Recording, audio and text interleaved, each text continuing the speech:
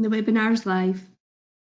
Thank you very much, Noreen, and welcome to the April Governing Body meeting for NHS Cheshire CCG.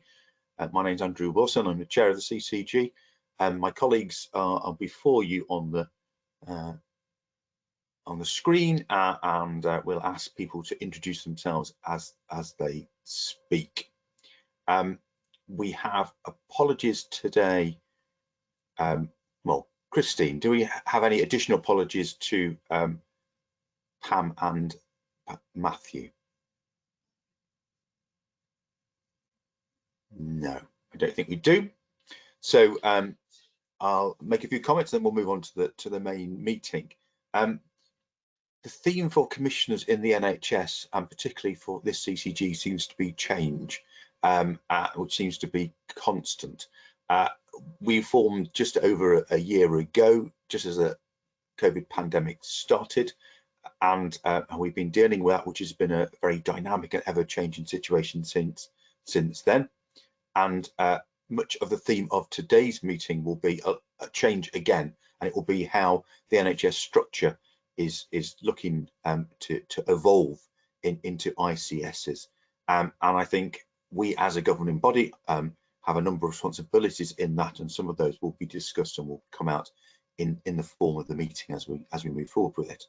Part of that will be a smooth transition, which I'm sure we will all want to facilitate.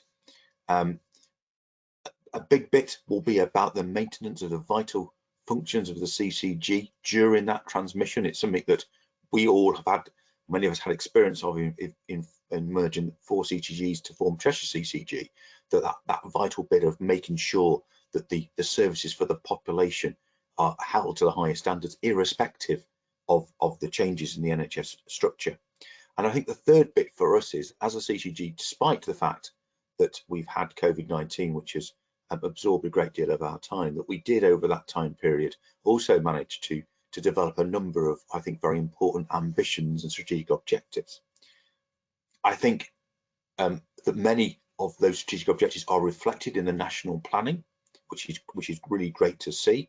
But I think we also have to make sure that these ambitions that we had for the population of Cheshire and what we wanted to achieve are, as much as we are able, are taken forward into new structures, and as much of them as can be achieved in the time that we are in our positions as we can do so. So I think those are all themes that we will see coming forward out of the meeting today. So just some things to reflect. So let's move forward into the main meeting. I believe that we are quorate, so we can continue. Let's talk about declarations of interest. Everybody has a declared register of interest, which is on the CCG website.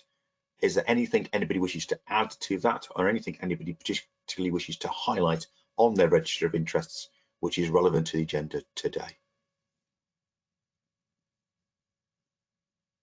I'm not having responses. Oh, right, Peter has pointed out that there is conflict on item 4.1. Peter, do you just want to say something about that? Yes, yeah, I'm Peter Monday. I'm a lay member for governance. I just wanted to point out in 4.1 there's some discussion over the merger, if you like, into the new ICS, and it could potentially affect, the things we say could potentially impact on people's roles and responsibilities. Yeah, I think you're entirely correct. I don't think that's I think that's a conflict we can only deal with by being aware of. I think you agree with that. Governance lady flew down from the discussion, but I think if we find ourselves suggesting that the CCGs need to continue, that we might be taking a conflicted position on that, or affecting it some other way. So thank you for that. Something that we need to bear in mind during those discussions. Right. Oh, and I'll take it there's no other declarations of interest. So we're moving forward then to the minutes of our last meeting, which are start on page 3 of your pack. I'll start by asking if, Christine, are there any corrections that we've had notified in advance? No. If there are not, is there anything anybody wishes to raise on the minutes which they find inaccurate or anything that is missing from those minutes? No? Okay, we'll take those minutes then as a true reflection of our discussions at the last meeting. Moves us forward onto the action log, which is on page 13 of your pack. There are 3 items on the agenda on there. The first two, 11 and 19, are completed and can be moved off, and the third is about as resuming face-to-face meetings. The plan for that, with everybody's agreement, is that we move to do that in the summer when and if national regulations allow us to do so. Some discussion between myself and Claire whether that is all face-to-face or whether that's hybrid meeting, but I think we'll assume that it's certainly going to be a face-to-face meeting in its main. So do we need to keep that on the agenda? I think that's an action that will come out in the wash, won't it, really? Apologies, I think, Andrew, we were looking whether we could go for July. That would be the first formal meeting after the 21st of June roadmap, if everything goes according to plan nationally. So I think we will look to start planning for that, whether it's in one of the existing CCG buildings or not because of the space and practicalities, but I think we'll aim for that if everyone's in agreement. We're not receiving any comments on that, so we'll assume that everybody's happy to plan for that. If people do have a particular difficulty, then please let me know. Let's Andrew, sorry to interrupt. Ian's got his hand up, sorry. Oh. Ian, please come in. Sorry, just conscious of just an ask. We don't want to obviously lose. Is it statutory we have to meet? Is that the guidance? We don't want to lose the good work that we've done of thinking about sustainability, travel, and infection control elements by meeting in public, do we? If together in a room, if we really need to. And I think that's part of the discussion, Ian. I think there is a strong argument that the ability to meet for some people face to face is really helpful, and particularly mindful that some governing body members have not met other governing bodies members face to face so far in the existence of the CCG for over a year. But I also take on board your points. We are a very large area, and the travel across it is not insubstantial. And there is my point about, if anyone wants to speak to me, is people may have personal issues about meeting. So I think we need to have a degree of flexibility. But I know Claire is very keen that we have a substantial face-to-face meeting, and I take that on board as well. So I think it's whether we have it all face-to-face. Sorry? We're not talking about next. We're talking about potentially 3 or 4 months hence, aren't we? So I think we'll go with the national guidelines, Ian. I don't think anyone's going to be forced to do something they don't feel comfortable with, and absolutely in terms of our strategic objective around sustainability. But I think there is something about, you know, meeting as a team. But we'll see. We'll see. Okay, thank you. We'll carry on those conversations, and I'm sure we'll come to the right conclusion when it comes to the summer and our ability to meet up in person. Right, that takes to the public question and answers, and we've received 2 questions from the public. I think we've got a slide which outlines those questions, have we? Is that possible to put the slide up? Thank you very much. So questions are both from Mr. Cairns, and you can read them on the screen. I think Tracy is going to give us a response to the first one, and the second question I think Neil is going to pick up in the agenda item. There's an agenda item later which is relevant, and we will remind Neil to respond to that at that point. Is that correct? Yeah, lovely. So Tracy, can I ask you to respond to the first one, please? Yes, absolutely. Good morning, my name is Tracy Cole, Director of Strategy and Partnerships, and morning Mr. Cairns, nice to have you in the meeting. Thank you for your question. Your question talks about involving people with lived experience, and so I suppose I just wanted to state that the CCG, it's everybody's business, not just the communications team, to make sure that we engage with our population. We want to work alongside people with lived experience, and we would do that via our programme teams, who are right at the heart of a range of meetings and programmes and involving those with lived experience. So we know that you've been involved with the Poverty Truth Commission, West Cheshire Autism Hub, and of course Cheshire West Mental Health Partnership, and we share that with the CCG teams and also officers who are part of that work. So we do include the views from patients in our patient insight and intelligence reports, and that helps to guide our work. And also in 2020 we commissioned an independent audit of our approach to embedding the residents' voice in the commissioning cycle, and we were given substantial assurance. However, your question's really helpful, and we want to bring back to governing body some more detailed information about how we have involved local residents and potentially, more importantly, our future plans. And I think that would help to reassure that we're not simply just relying on Health Watch, as you've mentioned in your question. So thanks again, Mr. Cairns. Thank you very much, Tracy. And we'll, Neil, I'm sure you'll remember to address it in your part, and there will be a written response for both of those questions, which will be included in our notes from the meeting. So thank you very much. That moves us on then to item 3.1, which is the Chair's report, which is on page 14 of your pack. I'm not going to go through every word of that report, not that it's very long.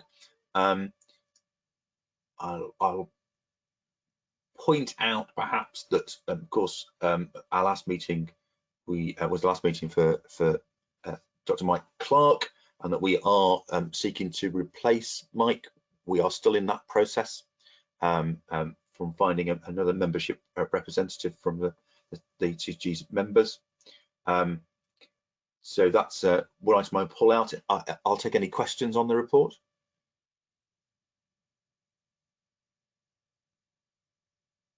Okay. What we do have, we have a video which is about 4 or 5 minutes long, I think, which Noreen has skillfully edited, and it's a thank you to CCG staff from the work that they've done. So I think, are we able to play that video, please, Noreen?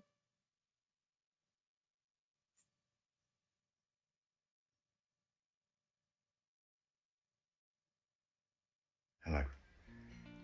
This is just a short video, just to thank you all for the hard work and dedication that you've shown over the last year.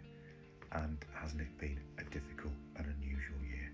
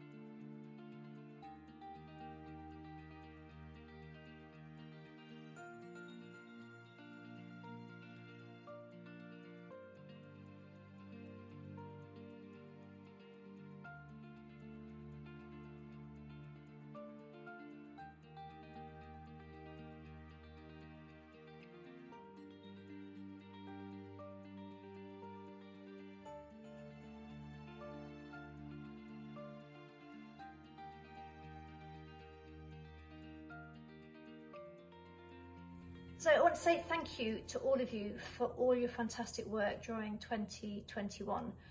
Not only did we have COVID to contend with, and your ability just to work from home straight away, the flexibility and the adaptability you've shown, and just incredibly hard work, everybody. So all of those who were sort of frontline with the COVID work and the vaccine work, and everybody keeping the show on the road with all the other functions.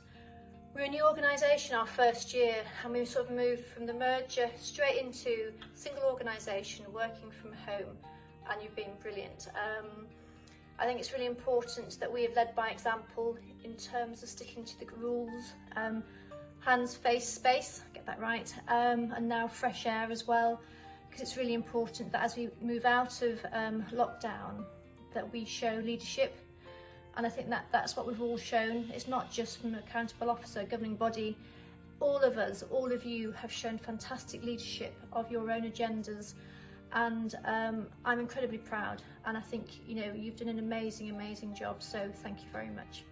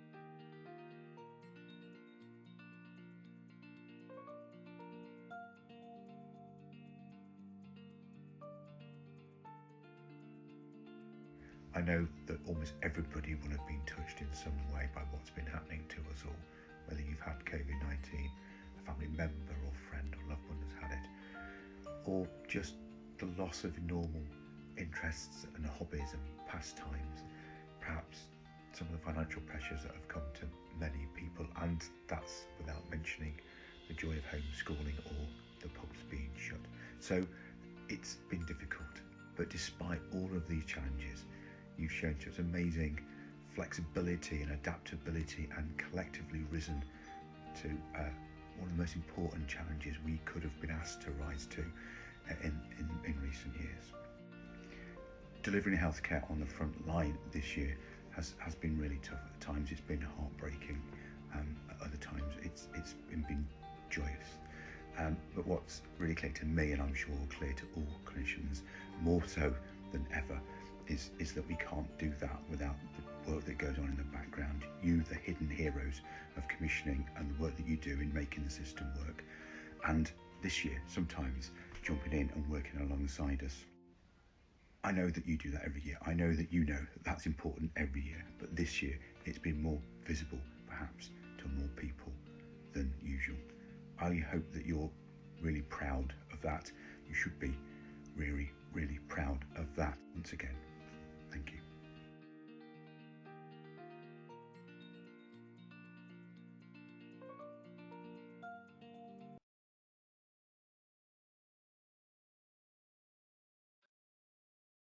Thank you for that, and I'm sure we'd all want to join in thanking the CCG staff for the contributions over the last 12 months. And I hope, if nothing else, that amuses them from the change of hairstyles that various members have had over the time of lockdown. So if they can have a giggle as a thank you, if nothing more.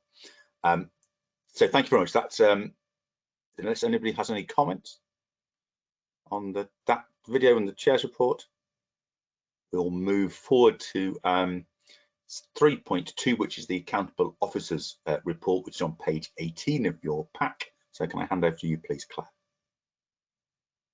Yes, thank you, Andrew. I'm not sure who had the more wobbly hand, and we were both recording our bits of that video. I won on that. I think I'm just being polite there. I would just like to thank the participants of the Compassionate Leadership in Cheshire programme, who pulled together the good bits of that slideshow before Andrew and our bits were put in. It's something that we're really proud of. The exec team, we went to the final session of that leadership programme earlier this week, and it's something that we've commissioned, a bespoke programme for Cheshire. And I think the feedback was that it was really worthwhile and really valuable for our participants. And so we're looking to build on that in 2021. I think it's just really important that we do that. And compassionate leadership, obviously one of our 4 values. So we're really proud of that. So thank you. So I'm Claire Watson, I'm the Accountable Officer of Cheshire Clinical Commissioning Group. I'm not going to go through the whole report, it is quite detailed. I just want to pull out just a few items, but obviously happy to answer questions on all of it. You can see section 2 in terms of the white paper. Things are moving at pace now. So we have papers later on in terms of the planning guidance, which obviously is the next steps in the white paper. Work is going on within the 2 places, so Cheshire East and Cheshire West. The direction of travel is that we focus within the healthcare partnership, the integrated care system, Cheshire and Merseyside, is on places. So we are starting work with our partners on developing place governance, which will look to embed the commissioning functions of the CCG, subject to the white paper going through Parliament and that the abolition of CCGs from April 2022. So first workshops in both places next week, but lots to do.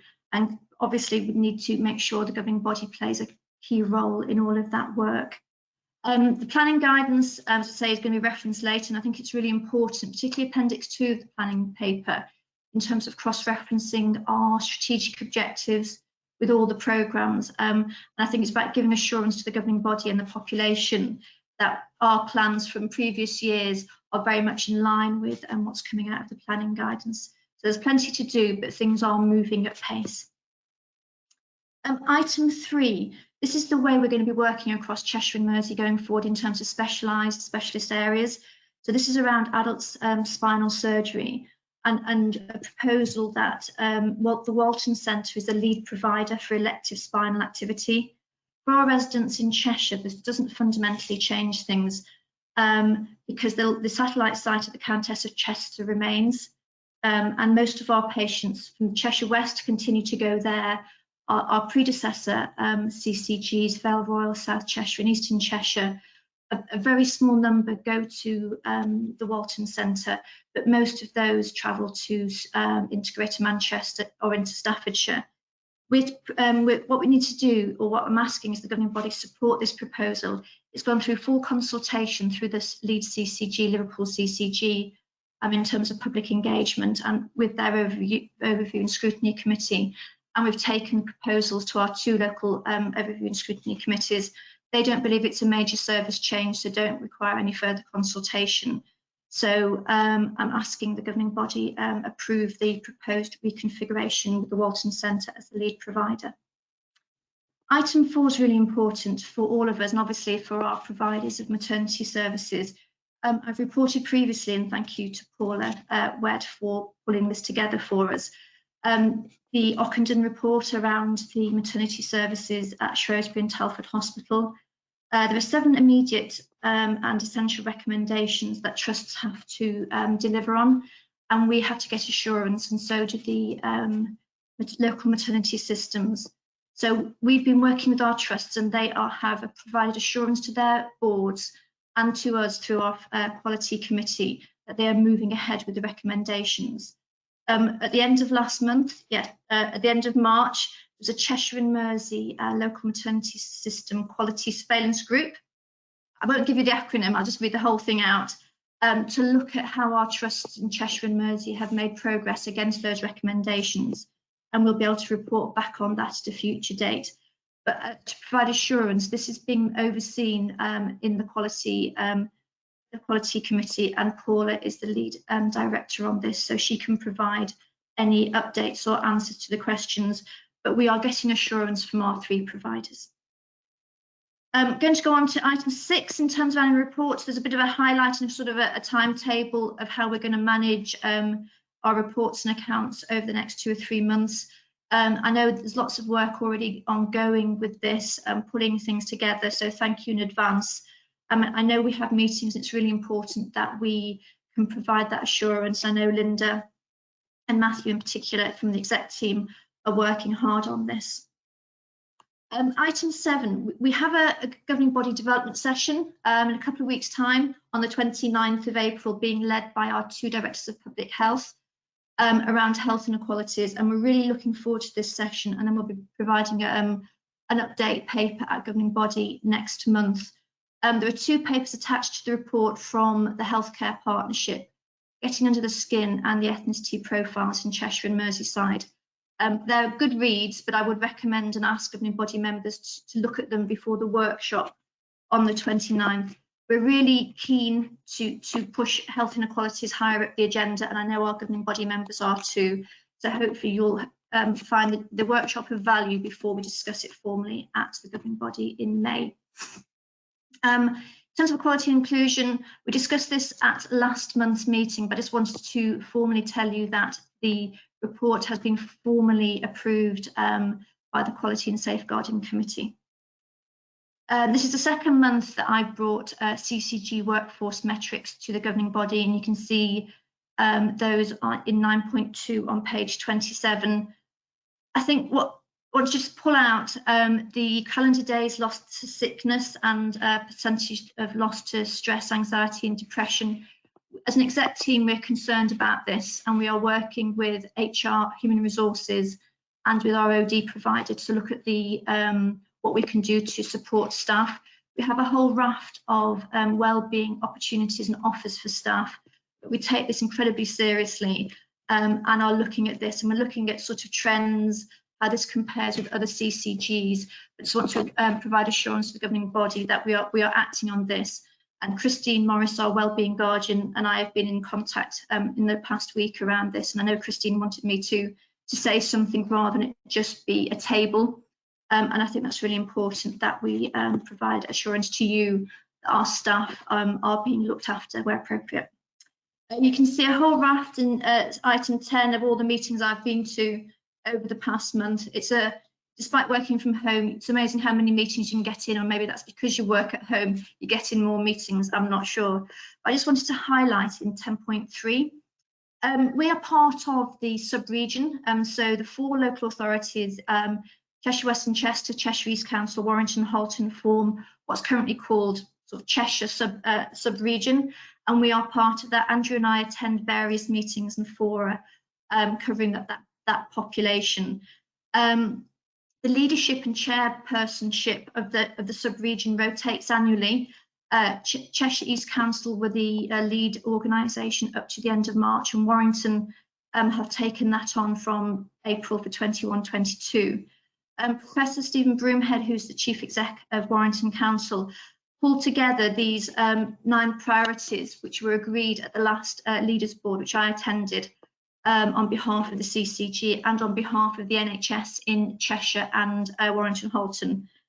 So these are the 9 priorities, which I think are really helpful and actually show the breadth of local authority sort of scope, but also where the opportunities for health and for the CCG to get engaged in the wider areas for the population. So I just wanted to bring that to your attention for a change, because we don't tend to bring sub-regional information to the governing body, but it is an area of work that we are involved with that probably is slightly hidden. So I wanted to bring that.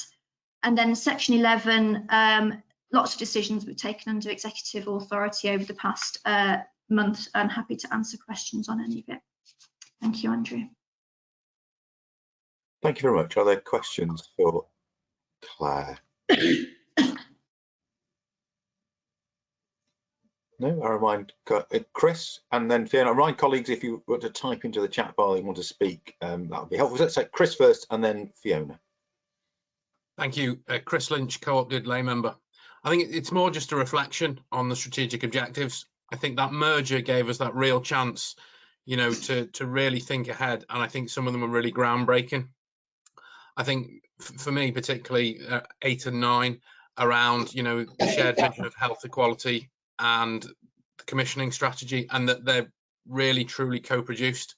I just think with the speed of changes, it's just ensuring that those are really, our intentions are embedded, and that the ICS, integrated care system, and integrated place, that it goes beyond that sort of engagement and involvement and those sort of ambitions, you know, still remain for the people of Cheshire? Thanks, Chris. Absolutely agree. And I think it's incumbent on us as a CCG and a governing body, particularly in this next 12 months, to continue that ambition, so that whatever we take into our new places and as part of the integrated care system, that ambition remains and we can be leading. I know we're currently leading a lot of work around sustainability and other things. So I think it's important that we put that Cheshire stamp on whatever happens in the future. Thank you. Thank you. I think probably important to add, of course, that the CCG, whilst it won't exist as a statutory organisation, the staff that work within it and have been part of forming our vision and values and those strategic objectives aren't going anywhere and are still going to very much be working as part of the system. Only a very small part of the CCG will disappear, mostly the non-executive part of this board, but the rest of the CCG isn't. And so I think we still have the opportunity that those ambitions can live on in the people that continue to work in the area. Fiona. Thank you. So it's Fiona McGregor-Smith. I'm a GP representative on the board. So I've got a few things that, funnily enough, were actually the points that Claire went to herself. But I just wanted to ask a couple of questions and make one comment. So first of all, it was about the new proposals at the Walton Centre. I mean, I think you're right, it's not going to actually impact on very many people, but it made me wonder about whether the people who are living both sides are offered the choice of whether they would prefer to go towards Walton and Liverpool or Manchester, and should they be being offered the choice for a very specialist service. Or I don't quite know whether we actually, one of the pre-COVID things was patient choice, whether that's something that we want to consider. Patient choice, Fiona, still remains as the key tenant. So it would be the choice of the patient in liaison with their GP in the first instance. Right. So of course that isn't how it works though, because what we do with musculoskeletal things is that we put them to the locally the SPA, the single point of access, and then they speak to someone else on the phone. So I'm just wondering if the specialist GPs or the physios actually do offer that choice. That was my question. I have no idea whether they do or not. It was just I was flagging it up. So that was my question was about that. The other thing that you mentioned about the is it Ockenden, that's how it's pronounced, report, and you said we'll get a report back, and I wondered, was there a time scale for that, you know, bearing in mind also the previous discussions we've had about East Cheshire and ability to deliver safe but convenient maternity services? Yes, so I think the main reports will go to the Quality Committee, because that's the committee that will oversee this, and we'll get regular reports in my report to the governing body. So I think it will be as and when it's appropriate. Paula is working with the three providers and with the NHS England and the ICS on this. So I don't know whether Paula has anything in terms of a formal report, or whether it's probably better just to have regular updates to the governing body. But the majority of the discussion will be owned and overseen by the Quality Committee with yourself and Christine. Yeah, thanks Fiona. What was received at the Quality Safeguarding and Performance Committee was a fair bit of detail in respect of levels of compliance against each of the actions. So that level of detail is being held at that committee, but I'm always happy to share that with individual board members if people want to see that. But the trusts as well, there's a real requirement in Ockenden for them to share this information in the public domain through their board of director meetings. So that information is available through also from the trust board of directors public meetings. So there is detail going to the committee, and I'm trying to provide a summative view here. And there is a timetable, which I think was your helpful point, and it's been set nationally as part of Ockenden. There's very set timescales within this by which certain things need to be delivered. And actually this Ockenden report is actually only the first aspect of it. There is another further report to come as well, which will have another set of substantial actions, I think, attached to it, Fiona. So I think this is something that I'd be keen to bring back in Claire's report every time there's a summary to provide. And I think it makes it a bit more timely than just getting it from the committee, because the reports from the committee don't come to the governing body each occasion. So it could be a number of months delayed. So I think that using the accountable officer's report is far more timely. Thank you. Thanks, my next question was about, I suppose it's to do with inequality and the COVID vaccination, so it's to do with point 8. And have we got any feel for our vulnerable or hard to reach groups for the percentage of people who've been offered and actually followed up with a vaccination? You know, I do see a lot of figures come out in primary care about percentage of people and are we hitting targets, and I'm not sure if there are specific targets, or are we hitting targets for vulnerable and hard to reach groups? There are. Can I suggest we wait until the report, the COVID report, which Tracy will talk through later on in the agenda item, because we can give a much more detailed answer, if that's okay. Sure. Then you also picked up on the staff. I think you maybe said this, but I don't have the figures about the number of staff who've lost days to stress, anxiety, depression, and again, I was wondering whether there is any comparison, because I suspect that we're not alone in those figures going up within the NHS, and I just wondered how we compared to other areas, systems, CCGs, and what sort of things they were doing that we could maybe learn from. Yes, so I've asked that exact question, Fiona, in terms of how we compare with Cheshire and Mersey CCGs and sort of our peer group. Obviously in the staff survey we did recently, that was an optional voluntary staff survey, the national staff survey. We chose to do it, but not many, I don't think, of our local CCGs did. So we'll do that piece of analysis and see what good practice there is elsewhere. I mean, I don't think it's particularly a surprise at the moment in terms of the enormous change, as Andrew was referring to at the beginning of the meeting, that our staff have been through. If you think sort of 2 years back, when we sort of started talking about aligning and merging the organisations, right through to you know, lockdown, and then the white paper and changes around CCG again.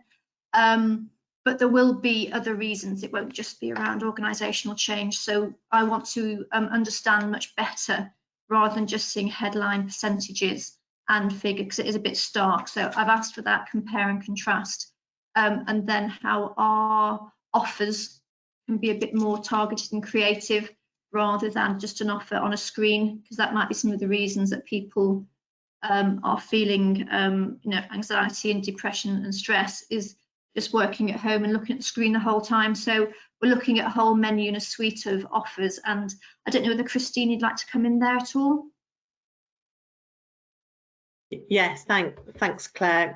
Chris Morris, independent registered nurse and wellbeing guardian. So yeah, I spoke to Claire earlier in the week just to raise your question, Fiona.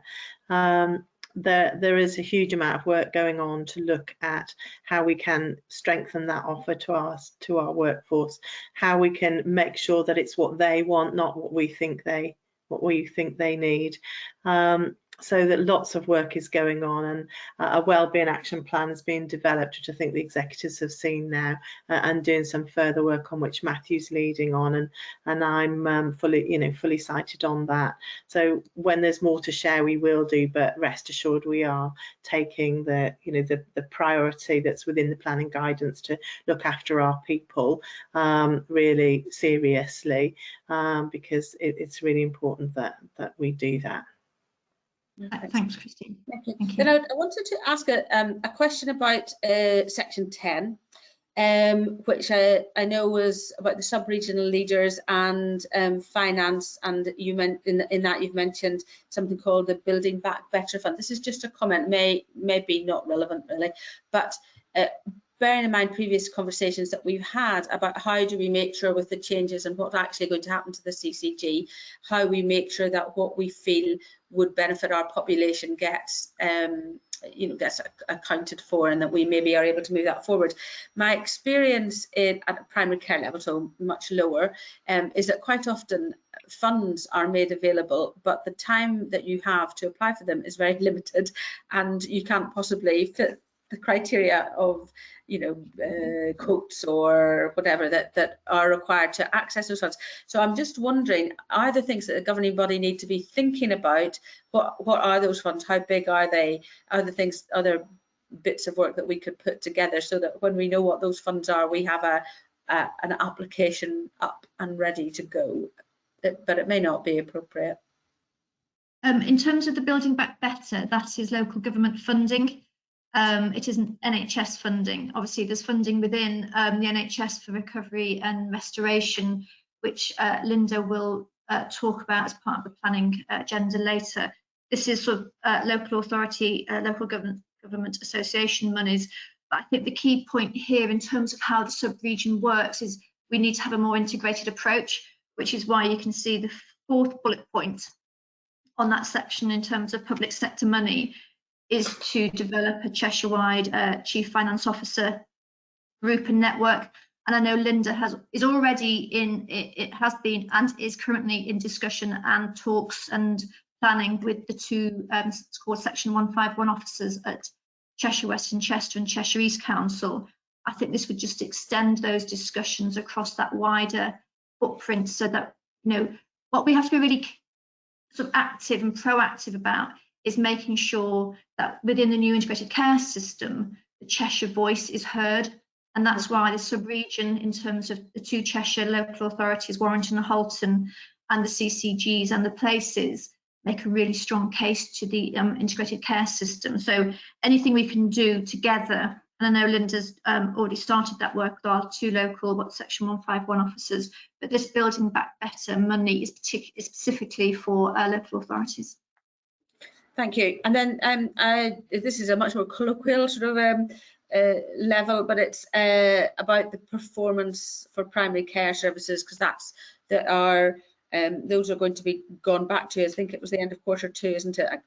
The activity payments no longer protected.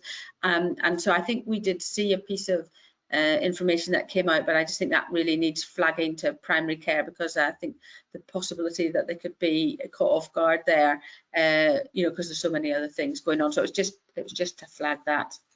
Yeah. So just on that, as an exec team, we made that decision to sort of retain that flexibility around locally commissioned and locally enhanced services for general practice in Q1. I mean, we haven't finally decided whether that's just Q1 or it might roll into Q2. It will depend on some national guidance and other planning locally.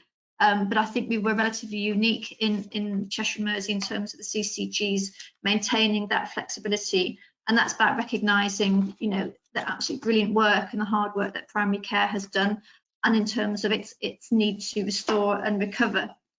So we'll have further conversations around that, Fiona, obviously working with the LMC. And we'll make sure we have very clear communications out to the practices well in advance of the end of Q1. Okay, thank you very much. Thanks. Thank you, Fiona. Thank you, Fiona. Some excellent questions. I have a question from Dan.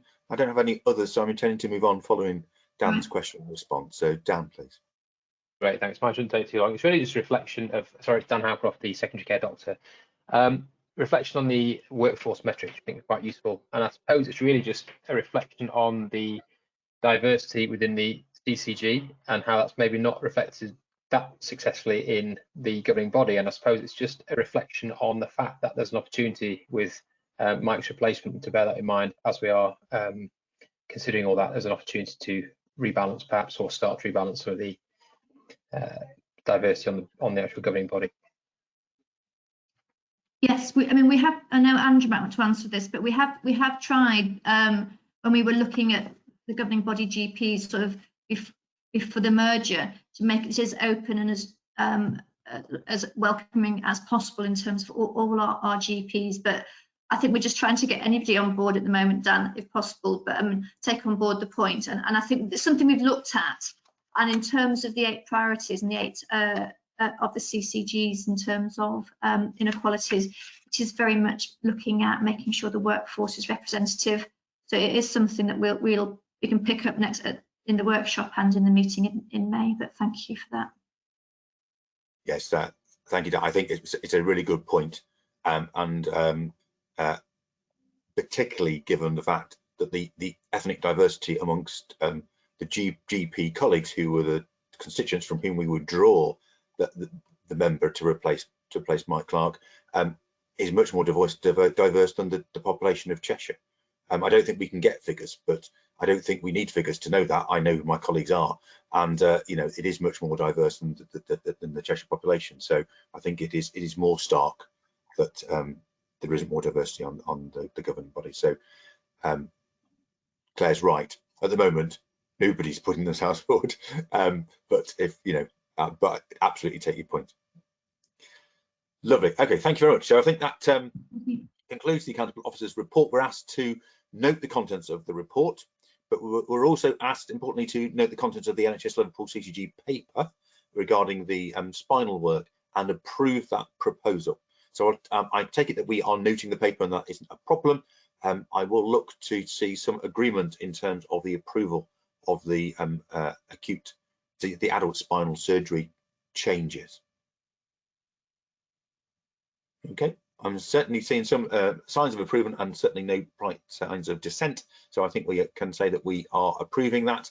That moves us forward to section 4.1, which is on page 32 of your pack, and it's the priorities and operational planning guidance, which Neil is going to introduce to us. Neil, please.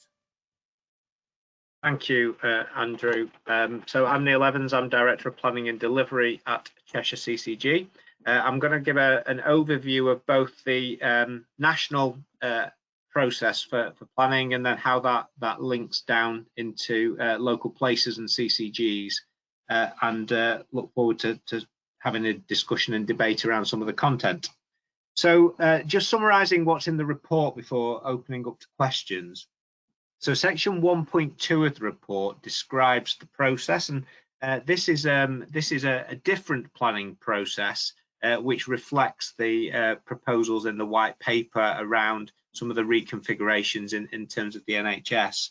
And I think it's important to highlight that what that means this year is there is a single plan submission requirement for Cheshire and Merseyside Integrated Care System, or ICS, rather than the historical approach where individual organisations such as a CCG or a provider organisation like an NHS trust are individually required to develop their own comprehensive plan, submit that to NHS England and improvement for review. So quite a different process. What that means is that we will be effectively a partner along with all the other CCGs and trusts and places in developing that plan, which is clearly difficult and challenging in somewhere as large and diverse as Cheshire and Merseyside, where the sheer number of stakeholders is greater than in some other ICSs in the country. And what we're doing is we are working with what we might call subject matter experts and some of the existing fora that have been developed over the last year across Cheshire and Merseyside to develop that. So if I give an example, we have a Cancer Alliance for Cheshire and Merseyside, and they are coordinating development of the performance and recovery actions that are required to deliver the priorities in the plan around cancer. And you can apply that same logic across the remainder of the plan. What is really important, though, is that as we're developing those plans, that we refer back to CCGs and places to make sure that the content does reflect what is happening in local parts of Cheshire and Merseyside, rather than it being a particularly generic or high-level plan. I guess the headline in terms of the approach, the second bit, I guess, is what's the plan saying? And I think it's probably helpful in section 1.3 just to highlight I don't intend going through line by line, but it's probably helpful just to highlight the 6 sections within the National Planning Guidance. The other thing that is probably helpful to highlight at this point, which is within the appendix, is what we did when we received the guidance on the 25th of March, was we had a look at how that compared with our existing Cheshire CCG plans and strategic priorities to map how consistent it was. And the good news in terms of alignment was that we found that generally the national priorities being indicated maps to what we would want to prioritise and work on locally anyway. In terms of those areas, the sections in particular order, interestingly, which is refreshing, is the first section of the plan focused very much on workforce. And that is a real learning, I guess, from the pandemic and the fact that different parts of our workforce have been differentially affected by the pandemic is a key component of the plan. And similarly, recognising the impact that the COVID pandemic has had on people's health and well-being through the additional work that people had to put in, the stresses that have come out of dealing with the pandemic. And it is, as I say, the first section, and that is deliberately planned to be the first section of the National Planning Guidance. The second section focuses on our response to the pandemic, and that's not just about the vaccination programme, which of course is front and centre of a lot of the work that's been going on since December of last year, but also some of the impacts of COVID, such as long COVID, pulse oximetry services in terms of supporting people at home. So a range of directly COVID related responses to the pandemic. The next section then is how we're going to recover from the pandemic. And that focuses both on the fact that we know we have more people waiting for treatment in secondary care, but we can apply the same challenges across other service offers such as mental health and other areas. So a real focus on how we get our services accessible and delivering what our population needs. And similarly within there, there is some pertinent relevant areas. You can note the Ockenden review, which is a review on maternity, which was touched on earlier. The next area, again, it was already in our plans and priorities, but the pandemic has really, I guess, driven home the importance of this, is around both access to primary care, and I mean that in its broadest sense, in terms of access to services, not specifically access to a GP. And we know that how that happens will have changed, but also around population health management and prioritising how we ensure that our disadvantaged or most needy communities are able to access the services they need. And then the fifth and final service area of the plan is around community and urgent care and ensuring that people have access to those services they need, and reducing the reliance on traditional hospital models, which tend to be very much based around an A&E department and bed-based services, but offering that care in people's own homes. So they're the five main components of the plan from a service development perspective, but the sixth one, I guess, is vital, and this is the one that links to the white paper, is the development of the new integrated care system structures and processes, which will clearly require a lot of time and effort over the coming months to embed that going into the next financial year. So they're the core components of the plan.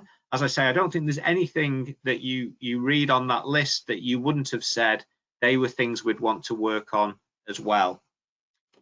The next thing, I guess, just to highlight, I'm gonna jump over a section here before I come back to timescales, is just around development, I guess, of our local plan.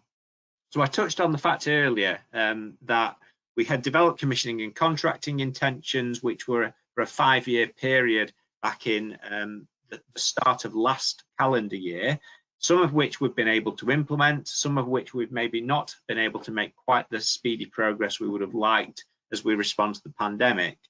What we are working on at the moment is refining and refreshing those plans to reflect both the national planning guidance, but also our views on the progress we've made and some of the local priorities and challenges that we might have or have emerged in the course of the last year. and that work is happening as we speak, and we will be presenting it back through upcoming governing bodies and strategic commissioning committees on that area. And then the bit that I said I did need to highlight was just around the timescales. So we are required as a Cheshire and Merseyside system to submit a plan to NHS England and Improvement by the 6th of May, which is clearly extremely tight when you recognise the complexity of pulling all the organisations in Cheshire and Merseyside together to do that. And then we have an opportunity to refine and update and improve that plan through May, with a final submission on the 3rd of June. I think it's important to recognise that those timescales clearly mean that there will be refinement through that period, and what we submit on the 6th of May isn't going to be the final version.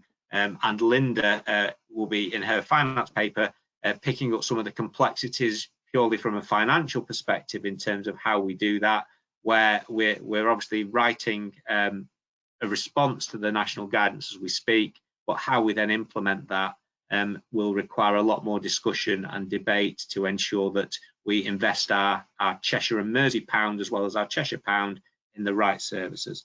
So that's a brief summary of the paper, and I'd welcome questions. Other questions from colleagues? So I can see that Dr. Rees is going to ask us a question. Hi, Andy. Yeah, it's quite a long question on section B, actually, which is the vaccination and ongoing COVID work.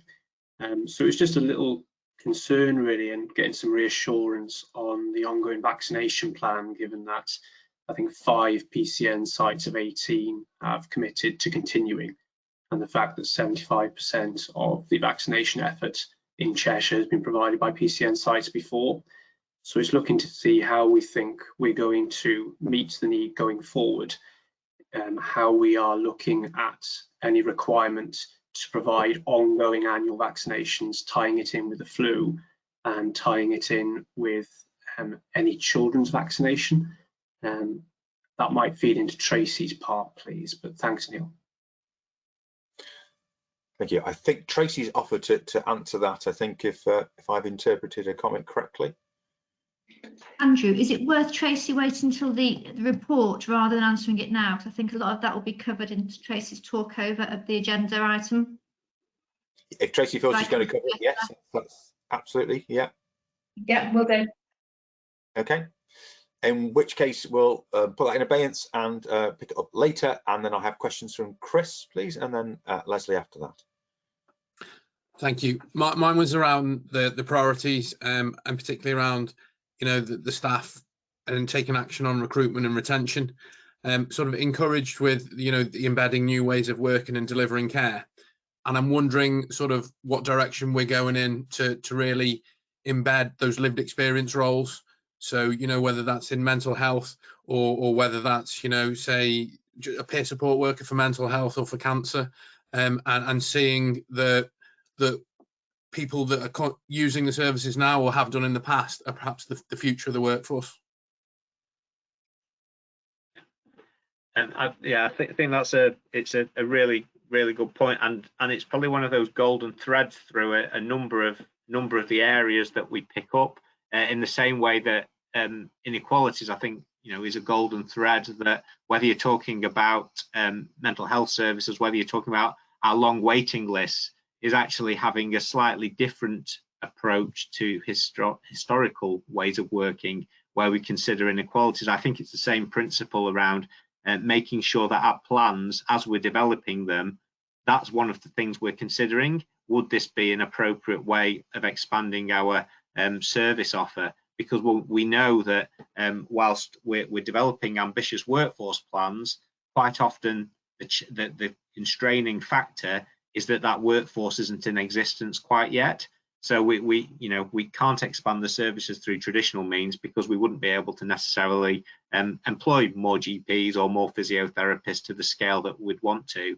So we do need to think creatively about, as you say, how we can use that lived experience population who are enthusiastic and keen to support services. So I think it's a good point that we need to make sure that we're factoring in as we develop our plans. Thank you. And for me, it's moving beyond that traditional those traditional roles and looking at what competencies are needed and then who we can upskill to deliver. Thank you very much, Chris. Leslie, you have a question. Yeah, so I was really pleased. So my sort of questions are related to section 1.3 and the priorities for 21-22. I was really pleased, like you, Neil, to see that supporting health and wellbeing of staff is sort of high on the list of priorities, really, because I think that's key to us moving forward as a nation, isn't it, beyond the sort of COVID. And I suppose it's, you know, it's a plea to sort of make sure that we have that in place to make sure that staff have and across our Cheshire West and our population have that resilience in moving forwards, and that is part of our key priorities, really. I think looking at the sort of building on what we have learned section, I'd be keen to see sort of something around sort of shared learning of the experience that people have had and what systems they've had to put in place in a very emergency situation that will perhaps I suppose be positive moving forwards in the future, and trying to break down those boundaries between hospital and community, that we are communicating more, we're sharing our learning, and that, you know, I think was mentioned before about the CCG seeming that it's in the middle, that we were all working together, really. And I think we've said that many times, but that hopefully that is seen beyond COVID, that does move forwards. And my other point was sort of about restoring and improving access to primary care. I assume the restoring aspect is around restarting our sort of chronic disease management services and minor surgery, but just to reassure that actually some of that has been happening anyway. I think a lot of practices have continued that work even though it's not been a requirement, because it's better for patient care. So that actually just to reassure the public, I suppose more than anything, is that some of those things are already happening. So those were my main points, and they may not need answering, but yeah, just those points. Thanks. Before I let Neil answer, I'll jump in a little bit because I know, Leslie, you were on leave and we had Senate last week. One of the things that came out of Senate was the primary secondary care interface, and there's an agreement. In fact, I have a meeting after this to discuss taking forward some suggestions from Senate, which is about a series of meetings to try to just do, as you were saying, to make sure that primary and secondary care, perhaps more widely, are understanding each other's points of view during really difficult times, and that there, I think, are a number of win-wins that we could be, if we get the conversations right, could be taking forward, rather than as deteriorating to throwing rocks at each other and not understand each other's point of view on a number of things. So I'll add that bit in, but then Neil, you may want to respond as well. Yeah, thanks for that, Andrew. I won't add any more to that point, although we are already, I think, seeing some of those conversations starting to happen, and we're naturally encouraging that. When we get one of the rocks thrown, to use Andrew's phrase, we're encouraging a slightly different approach to the traditional one of, will you go and talk to them? And we're trying to generate that more, well, why don't we encourage or facilitate a meeting where you all have a chat together, rather than we pass the message back and to. I was just going to pick up, I guess, the point on primary care you'd made, and I recognise the restoration and that a lot of this activity is already happening. The thing I was going to highlight is the opportunity, and this goes back partially to Chris's point, but not all the way. One of the things that is, of course, available, and we didn't fully exploit as a CCG footprint last year through our PCNs, was the opportunity for additional roles. And we know that there's a significant amount of investment that would allow our practice workforce, our primary care workforce, to expand massively. And I don't mean by more GPs there, that tends to be other roles, allied health professional or similar. And we know that last year, I think we were a bit on the back foot for understandable reasons, because people were focusing very much on responding to a pandemic. I know from talking to some of the PCNs and our primary care team, we are much further ahead this year and people's plans are more mature. And I think that is a real opportunity to grow our workforce. I equally recognise it's not all of the answer, but I think what we need to do is get a list of what are these opportunities and try and maximise them. Because, you know, Chris's point was about let's not do what we've always done and think innovatively. I think, you know, if we can get those ideas, it might not seem quite as head against a brick wall as it might appear, in terms of we need to deliver everything we used to do, but we know we've got a lot more people who need our support. So hopefully there is some positive opportunities, as you were all saying, rather than just we've got to suddenly do everything that we've not been able to do because of the pandemic. Lovely, thank you very much. Peter, do you want to come in, please? Yeah, thank you very much. Peter Monday, I'm a lay member for governance. I'm picking up what might appear to be a minor detail in section 1.2, the principles section.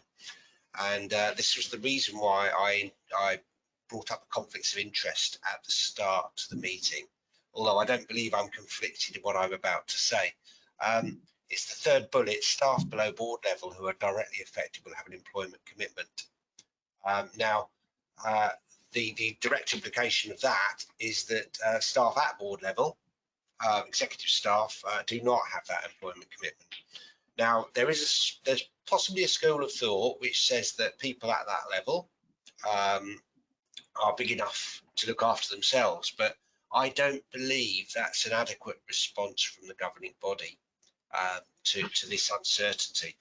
First of all, I think, you know, just exercising the Nolan principles, I think there's issues there around our response to that. And secondly, I think it may well impair our ability as a governing body to discharge our statutory responsibilities if we start losing people. And finally, I think it's profoundly unfair on the individuals. Now, you know, I do have, you know, obviously I'd like to hear other people's thoughts, but I think we should at least be holding it on our risk register somewhere, and also placing our disquiet, if people share my views, on the public record, because I believe this is wholly unsatisfactory. Thank you, Peter. Other comments, Claire? Thank you. So conflicted, obviously. So thank you for that, Peter. So obviously this is a national change, although none of it's personal, but I think, you know, it affects people very personally. So thank you for recognising that. Obviously, all the planning guidance talks about, you know, the Amanda Pritchard letter that came out with the white paper talked about wanting us to feel different than previous reorganisations, wanting to sort of live and breathe the values of the people plan, the national people plan, with the changes. So, and we look forward to that happening. The national HR principles are due out for all the changes in April. We've got a couple of weeks left, so we'll see. Hopefully they'll come out. And then the HR and OD framework for all the changes in terms of any appointments there may be, and or changes to CCG and other staff. Because obviously it's not just CCG staff and NHS CCG commissioning functions that are changing. There are also functions and staff from NHS England that will align into the ICS in Cheshire and Merseyside, and obviously all the ICSs nationally. So that framework will come out in June, hopefully. There's a view that we don't want to sort of prejudice the white paper going through Parliament if things had moved too far ahead in terms of the human resource sort of work stream. I'm the Cheshire and Mersey Accountable Officer on the North West Integrated Care System Human Resource Workforce Group. I can remember and get it all out. It's quite a long title group. So I represent the Cheshire and Mersey accountable officers and therefore sort of the CCG. So I have an opportunity to feed in and influence and get early sight and early messaging about some of the processes. So I share that with obviously exec colleagues and my accountable officer colleagues across Cheshire and Merseyside. But I think you're right. You know, there is a risk and there's still lack of clarity around what below board means. That hasn't been clarified nationally yet. So that creates even more uncertainty rather than if we knew what it meant, it would be uncertain for people. But I think it's the uncertainty at the moment which can be quite debilitating. So I think it'd be interesting to hear what other governing body members think. But you know, as an exec team, our key priority is to deliver and keep delivering for the CCG and to support our staff and position the organisation's functions and the organisation's staff in the best place possible for the future. Thank you. Is anybody else wishing to comment on that point? If not, there are some things for us to consider from Peter's suggestion. Phil?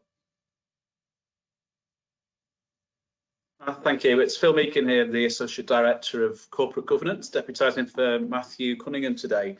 So, Peter, thanks for that. You mentioned the risk register, so I just thought I would pick that point up really. In the governing body assurance framework that we approved as a governing body in March, the GBAP number 6, you know, has captured that failure to attract and retain develop staff to deliver on the commissioning intention. So I think it would be wise for us to so that risk, strategic risk, belongs to, if you like, the executive committee. So I think it would be wise to take an action for us just to make sure we've got all the actions and mitigations and gaps and assurances updated around that feedback.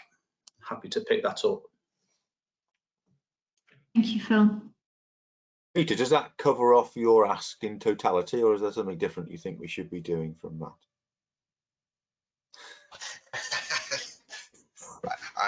I think well, if the routes to resolution are through the executives, I think the executives are kind of compromised. I was hoping that we'd you know, collectively you know, be able to express our disquiet on their behalf. So maybe I'm not expressing that very well, but so and we can certainly do that, can't we? And we can write. I don't. This is a national process. Yeah. I don't know how much ability we have to affect, but we certainly can put on record. I know it certainly is on the radar, to think of a better term, of region. It's been raised at the regional chairs meetings by CCG chairs that you know, this is a significant risk for CCGs in terms of the lack of clarity and the potential to lose staff and therefore not be able to deliver on our statutory functions. So it is something which is aware of. Perhaps we as a governing body can write, and I suppose that will fall for me to draft a letter, which I'm very happy to do, to express that opinion from governing body that it meets with approval for everybody. Is that something people like to do? Yeah. Okay. And that is an action for me. The first action we recorded. It's never good when it's for me, but there we go. We've recorded an action. It's for me. Thank you, Peter, for that. We'll do that. It is really important. So yeah, let's do that. And it's something we probably need to keep an eye on as a governing body as well, isn't it? To keep it on our agenda, because you're quite right. It isn't really fair to leave that for the exec team to sort out on their own. Thank you very much. Dr. McKelvey, you offered to respond in support of Neil, and I missed you. Is it still appropriate for you to come in and say a quick word? Yeah, just a quick word. And in the interest of time, Andy, you know, you want to progress with the meeting. It was just to support Neil's words regarding transformation of services within 1.3 section C. But I think we need to reflect that our health and care system isn't a binary one, and I do think we need to, you know, start to mature relationships between primary care. But actually, as we transform services, it should look and will look different. I think there's quite a lot of the work that our clinical leads are doing are talking about transformative intermediate care services, but we need to think about a workforce. And one of the examples of that is the respiratory service and some of the telemonitoring. It could be conducted by paramedics on the road as such, and not necessarily primary care or secondary care workforce, and that's how one of the additional roles that Neil's referring to could be implemented. So looking at this within our costs as well. So of course there's going to be that tension. I think we've lost the momentum on that one, but hopefully it's supporting Neil in the work he's done and support this paper.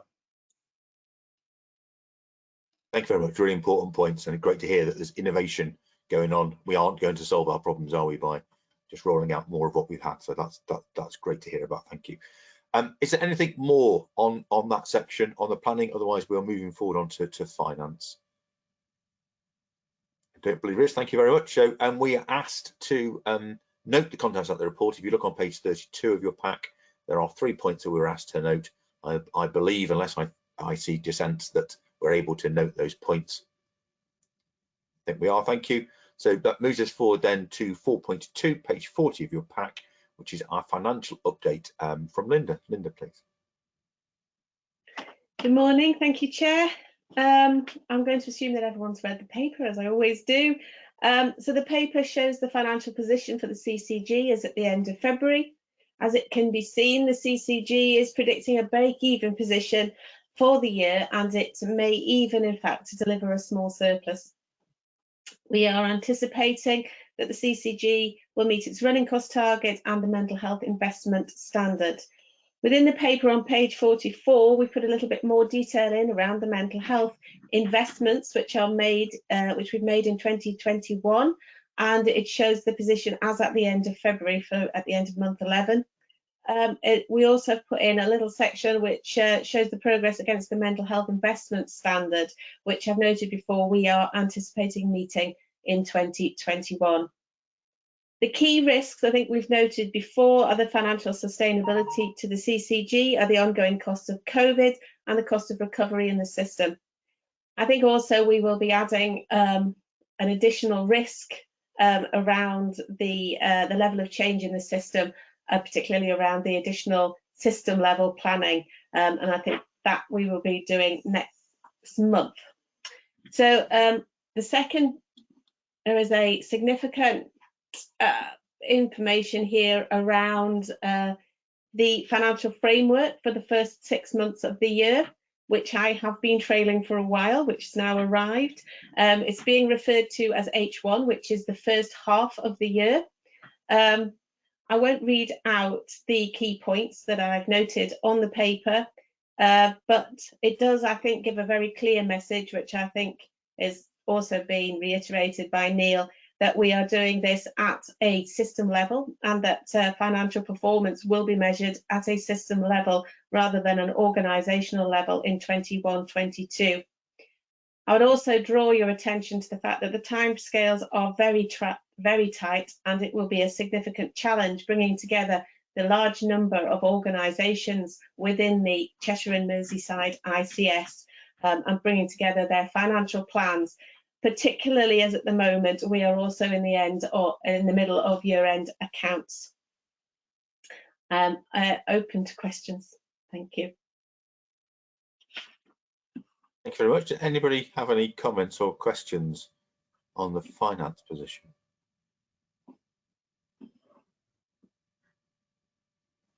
I'm not getting anything as we stand. So perhaps I can ask you then, Linda. It's a question that I often ask. So understanding that our position this year, can you say anything about what we understand might happen next year? Whilst it's great to see that we are in balance or might even be delivering a surplus this year, but that wouldn't have been the situation we would have anticipated 12 months ago because of our underlying financial position. Have you any idea about how those things will come to transpire for the next year in terms of how things will look? I think clearly the CCG still has an underlying deficit based on our current allocation, but now we are planning as a system. We will be looking at this across Cheshire and Mersey, as opposed to just looking at a Cheshire position. There are a number of allocations which are held at a Cheshire and Mersey level, and our position will be dependent on how those are applied across the Cheshire and Mersey system.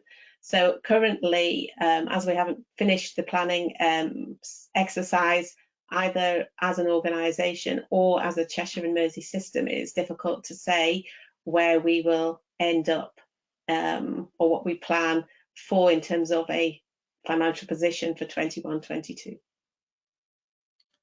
Thank you, that's helpful. Claire, you wanted to come in?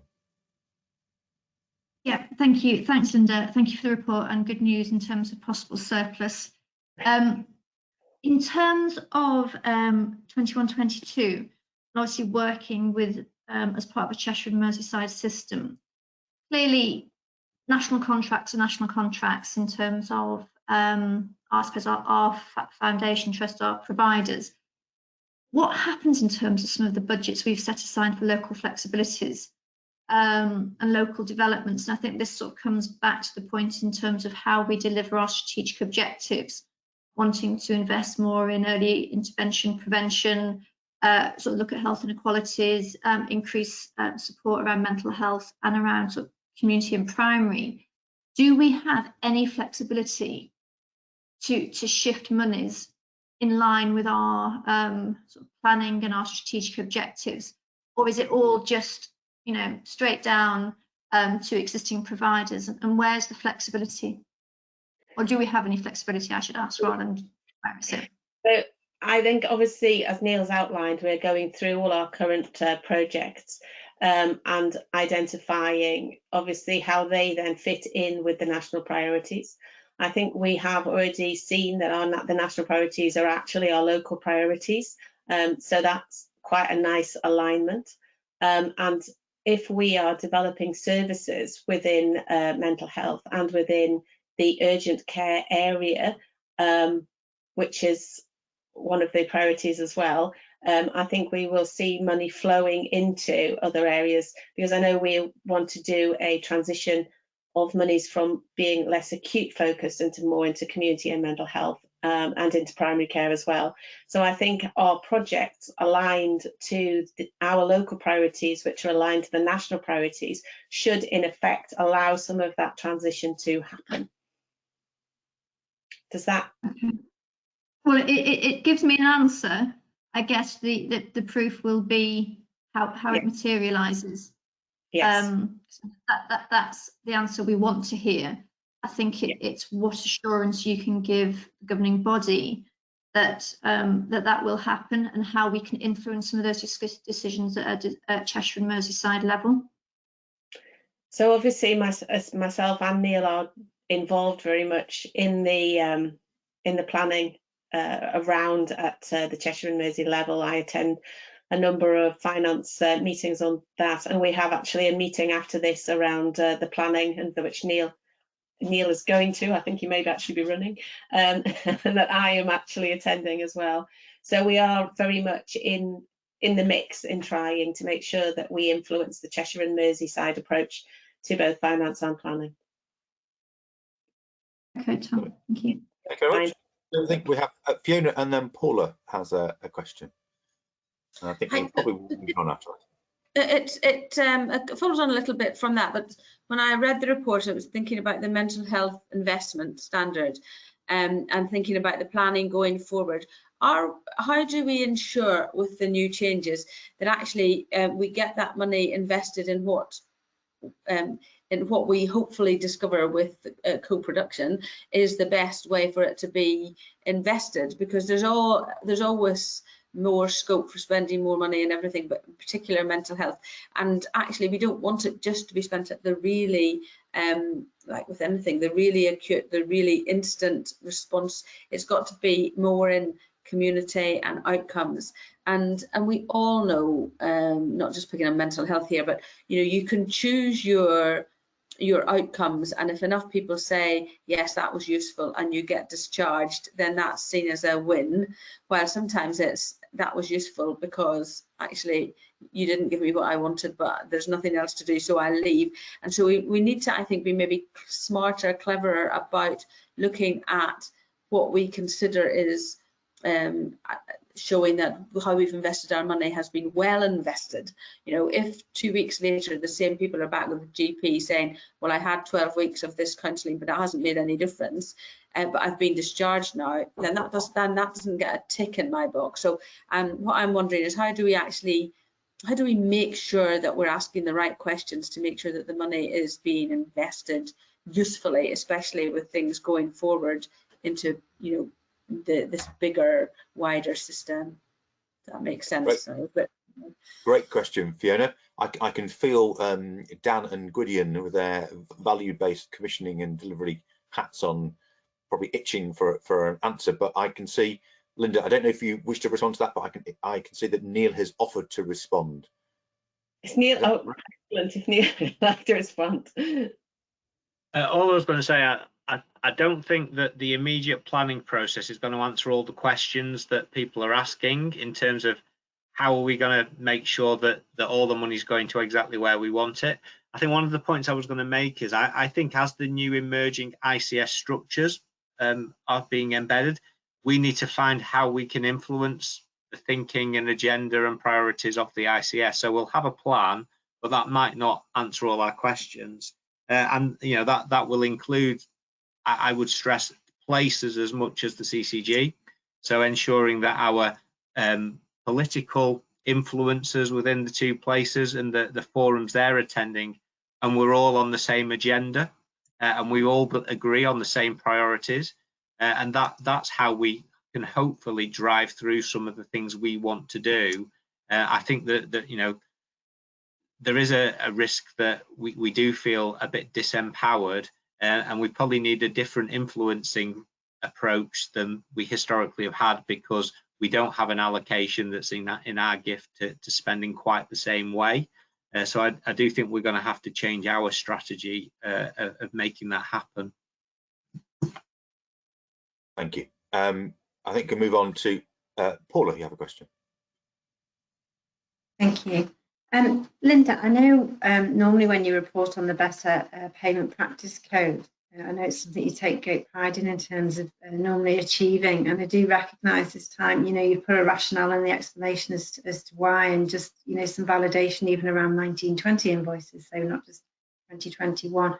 I just wondered what we could do as a group really within the CCG with our own internal staff, because your staff can only make the payments if we are responsive enough as an organisation to your team in terms of validating some of those payment requests. So I was just quite keen to say that this is something maybe we need to raise internally through team brief, and to raise the profile of this, because actually particularly for the non-NHS providers, reflecting on Andrew in his piece earlier in terms of thanking people for how we've got through the last 12 months, did make reference to financial constraints that people have experienced. So I think there is a real corporate duty on us there really to bring this one to life for our staff as well. Yeah, I would agree. Obviously, things got a bit strange in terms of the NHS payments, in particular around the block contracts and being only allowed to pay the block contracts and not being allowed to pay invoices and things like that, which caused some strange things to happen with the Better Payment Practice. I can never say it. The Better Payment Practice Code. But obviously we are trying to clear the outstanding invoices, and we did have a detailed discussion about it at the Finance Committee. So that has impacted, I think you can see on the the performance. But internally, we are also working now on a plan to get us from our current 28 days, which we are working on for payments on average. We started the year at 48 days, so we're now down to 28 days, but we're going to have a plan to try and get us from 14 to 7 days. And I'm anticipating that plan will include the whole of the CCG, including all of the stages of getting from making sure we have purchase orders, making sure that we can pay more efficiently and effectively. So yes, so thank you for bringing that to my attention. And yes, we are trying to put in place a plan to make sure that our performance improves and improves significantly, and that we maintain that. Thank you very much. Andy, you've offered to respond. Is that to Paula's point? Previous point, sorry. It was Fiona's, the way Fiona articulated the response or the experience of her patients towards mental health services and how they don't respond. I think it's important that we do look and still liaise with our patients and actually look at why outcomes may have been that haven't met and their needs really. To commission services in the old way won't suffice. To commission more of the same won't suffice. And so I think, you know, us as commissioners and ICPs in the future will need to be more expansive in their thoughts and, you know, a greater number of providers. And critically, that's also needing to address health inequalities. You know, you're going to get different responses in different areas. And so I think there needs to be some targeted approaches too. We need to understand how activated patients are, and there's different ways of managing that. So it's a complex area, but I think we need to look at you know, more of a plurality of providers and one that actually does meet the needs of our patients, and critically look at their responses, because that is key as well to actually commissioning better services. Thank you very much. I'm sorry, jumped around a bit. I missed that comment from you, Andy. I think you're quite right. I'm hopeful, and I'm sure many of us will be, that perhaps the blurring the commissioning provider line allows some of this to change, because my personal view is some of it is wrapped up in the rigidity of a specification, etc., and the mindset that sometimes people get into based on that way of thinking. So I'm hopeful that that blurring of the line can mean people focus more on what needs are people bringing to us and how do we most effectively and efficiently meet those needs, rather than what does our contract say or whatever else may have been the default previously. So let's be optimistic about the future in that respect. Right, thank you, colleagues. I think that concludes that point, which is the finance report. And if you look to page 42, we are asked to note a number of points. There are 3 points there. Noting the financial position as of 28th of February 2021, the guidance received in respect of the financial framework for H1, our new term for first half of the year, and the additional details financial planning, which is undertaken both locally and across the ICS, Integrated Care System, and the plan will be submitted in May. So I am taking it that we are noting those points. I think nobody is not noting them, so thank you. We'll move forward then to item 5.1, which is the COVID-19 response update, which is on page 46 of your packs. And Tracy is going to introduce for us. And Tracy, I'm sure you'll be covering off the questions that we had before, which I think Gwydion raised. So over to you, please, Tracy. Yes, thank you, Chair. So there were 2 questions. Gwydion and Fiona, I've made note of those and hope to cover those off as we go through the report. I'll take it on the assumption that you've read it, but we'll just take you through some of the highlights as they occur in the report. The first thing is to give thanks and acknowledgement to Phil Meakin, who's with us, and also Adam McClure, who helped and largely put the paper together. So big thanks to both of those two. The first thing just to note is the reduction of the incident level around COVID. This is a national reduction, and so as a CCG we've responded to that. The report details the governance and the grip that we've got in place that means we're still satisfying our requirements around that. So I'm asking you to note assurance around that point and the aspects within that. Under point 3, we cover long COVID. There are a few bullet points there just to give you a flavour of the commissioning plan around long COVID. Sitting behind that is a much longer report which commissioners and clinical leads have put together and is going to be considered via that COVID governance group tomorrow, so that we can gain greater assurance around our plans for the long COVID service that is available and services that are available for our patients. It doesn't mention it in there, but there are options for our patients to have virtual access to clinics, even though this clinic is provided not via Liverpool. So just wanted that to be noted, so that that isn't a barrier to people having access to the service. So I think we can use Claire's Accountable Officer report to provide further information on that, because I think it's particularly useful next time. But I want everybody to be aware that we have got that commission in place. The COVID reset and recovery is a very big part of the planning guidance and the work that Neil has talked about. No further detail in this paper. And then lots of information in terms of the COVID vaccination programme. So we are limited as to what figures we can put in the public domain. So I'm just going to give you some highlights. We should be incredibly proud as a Cheshire system, and jumping to the end, the thanks go far and wide to all our system partners, our staff and our population for the way that we've all responded together to the ask that people wait their turn for their vaccination, but once they're asked, that they take up that request. And I think you can see that we have been able to mobilise. We had 29 vaccination sites, and they have worked at different points required, responding to the needs of our population. So there never was an intention that each would be 7 days a week, but it is about flexing and contracting the availability as each cohort is opened up. But we've worked very hard to ensure local services across Cheshire. We have had specialist allergy clinics, so making sure that those who are at risk of anaphylaxis have an opportunity to be seen in a specialist setting within our acute setting, so that they've got that provision on site, and those clinics have been well attended. In terms of our performance, we've listed the priority groups, and I know Fiona asked us about targets. There are no targets for the number that we should reach in terms of hard to reach groups, which was your question, but there are some targets that were set in terms of the priority cohorts as to how many should have received a vaccine.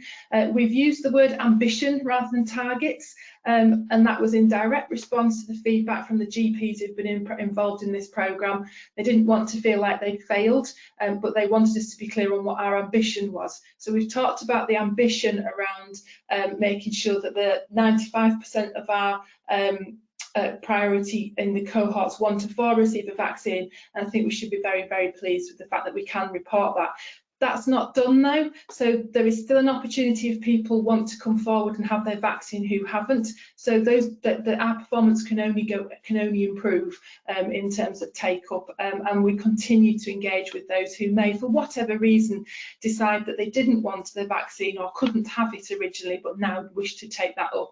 And we are still seeing people come forward, and those numbers do change, and we're very, very pleased with that.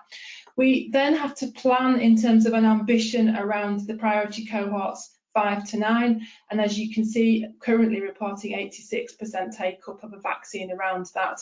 We do monitor, working really closely with our local authorities, take up rates in care homes, and we've got some really impressive work that's gone on to ensure that the rates of staff take up and patient take up within care homes is very well covered, and it's constantly engaging. So both Ian and Matt have been part of that, and so have their teams.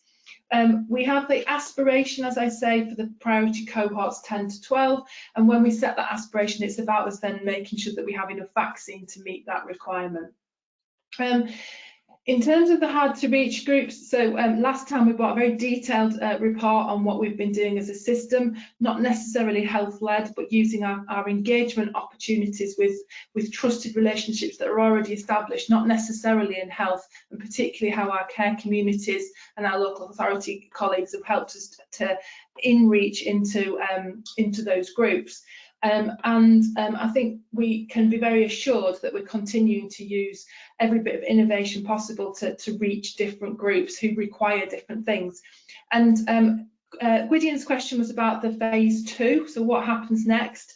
So part of that is a bid that we've put in, and part of our response to what we want to do next is a bid that we've put in that will then help to constantly do what we can to engage with those hard to reach groups and close any health inequalities. As a result of that bid, we are working to establish 4 mobile units across Cheshire, 2 in Cheshire East, 2 in Cheshire West, and that would then allow coverage in different areas depending on the need.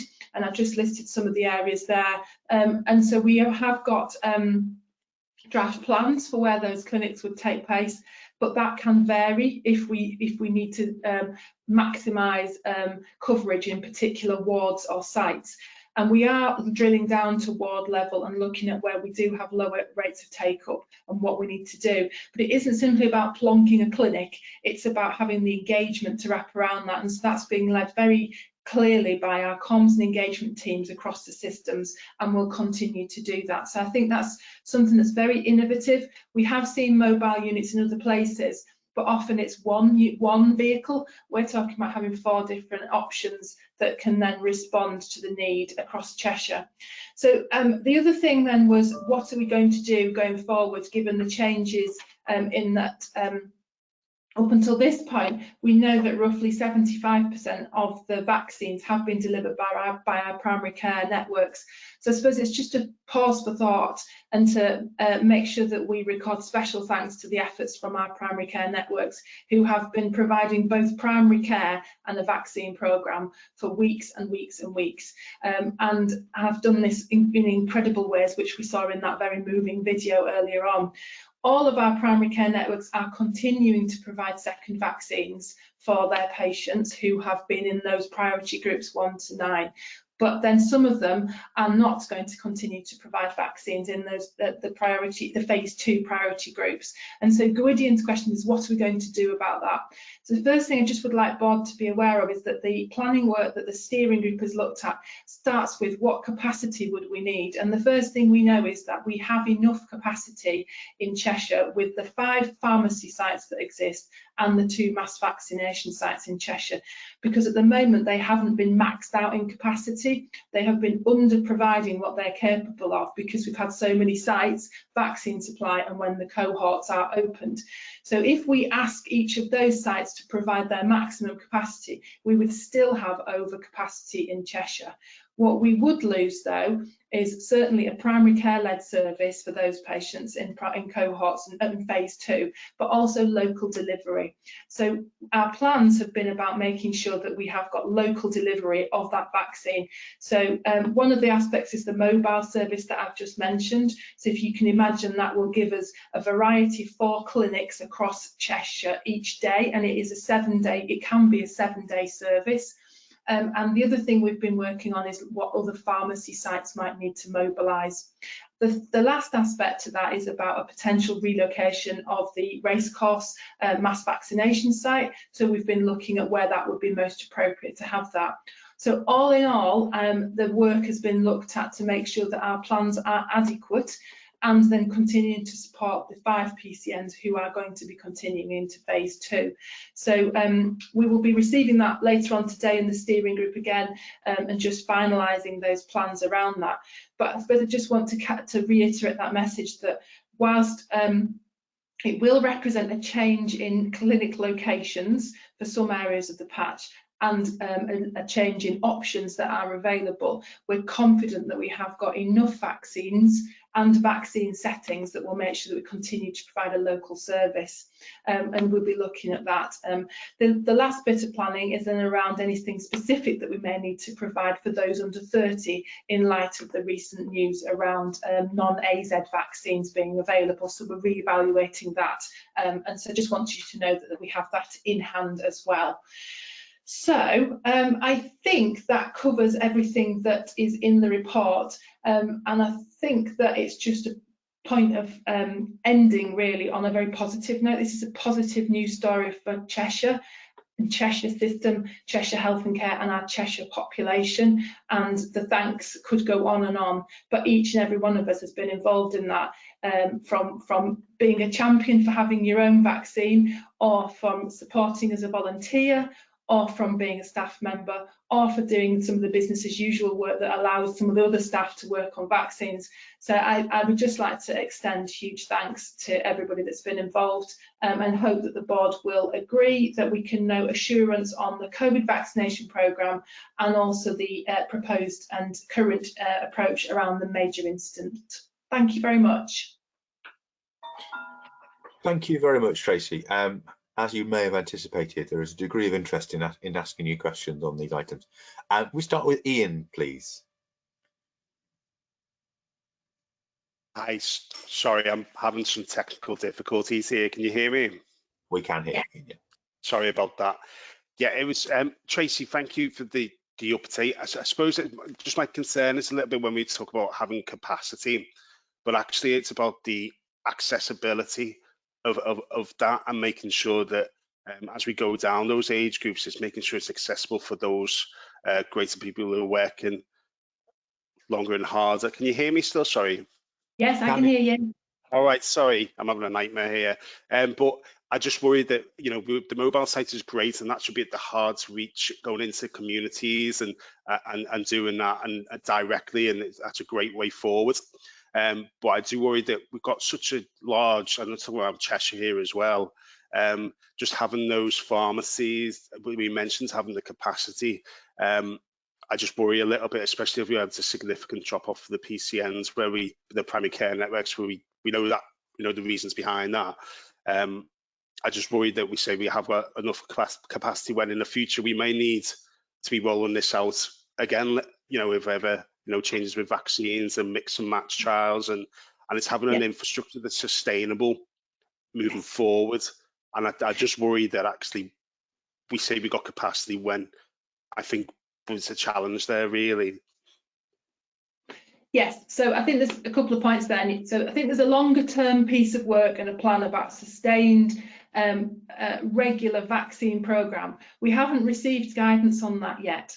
So at some point we will need to think about our annual booster jabs required, or more frequent flu jabs, other jabs, and how we do that in a more sustainable fashion. At that point, I'm sure we will be hearing from me or others around what our plans around that, but I can't tell you what that is because we haven't been asked yet in terms of what we need to set in place. So at the moment, the job is to make sure we continue to deliver on the COVID vaccination programme as per the asks. And so, yeah, I think I've tried to cover off the fact that it is about capacity and it is about local delivery. And I think it is about ensuring that we have both. And so the steering group has received some real comprehensive planning papers. And Maria Byrne is your representative, I think, Ian, isn't she?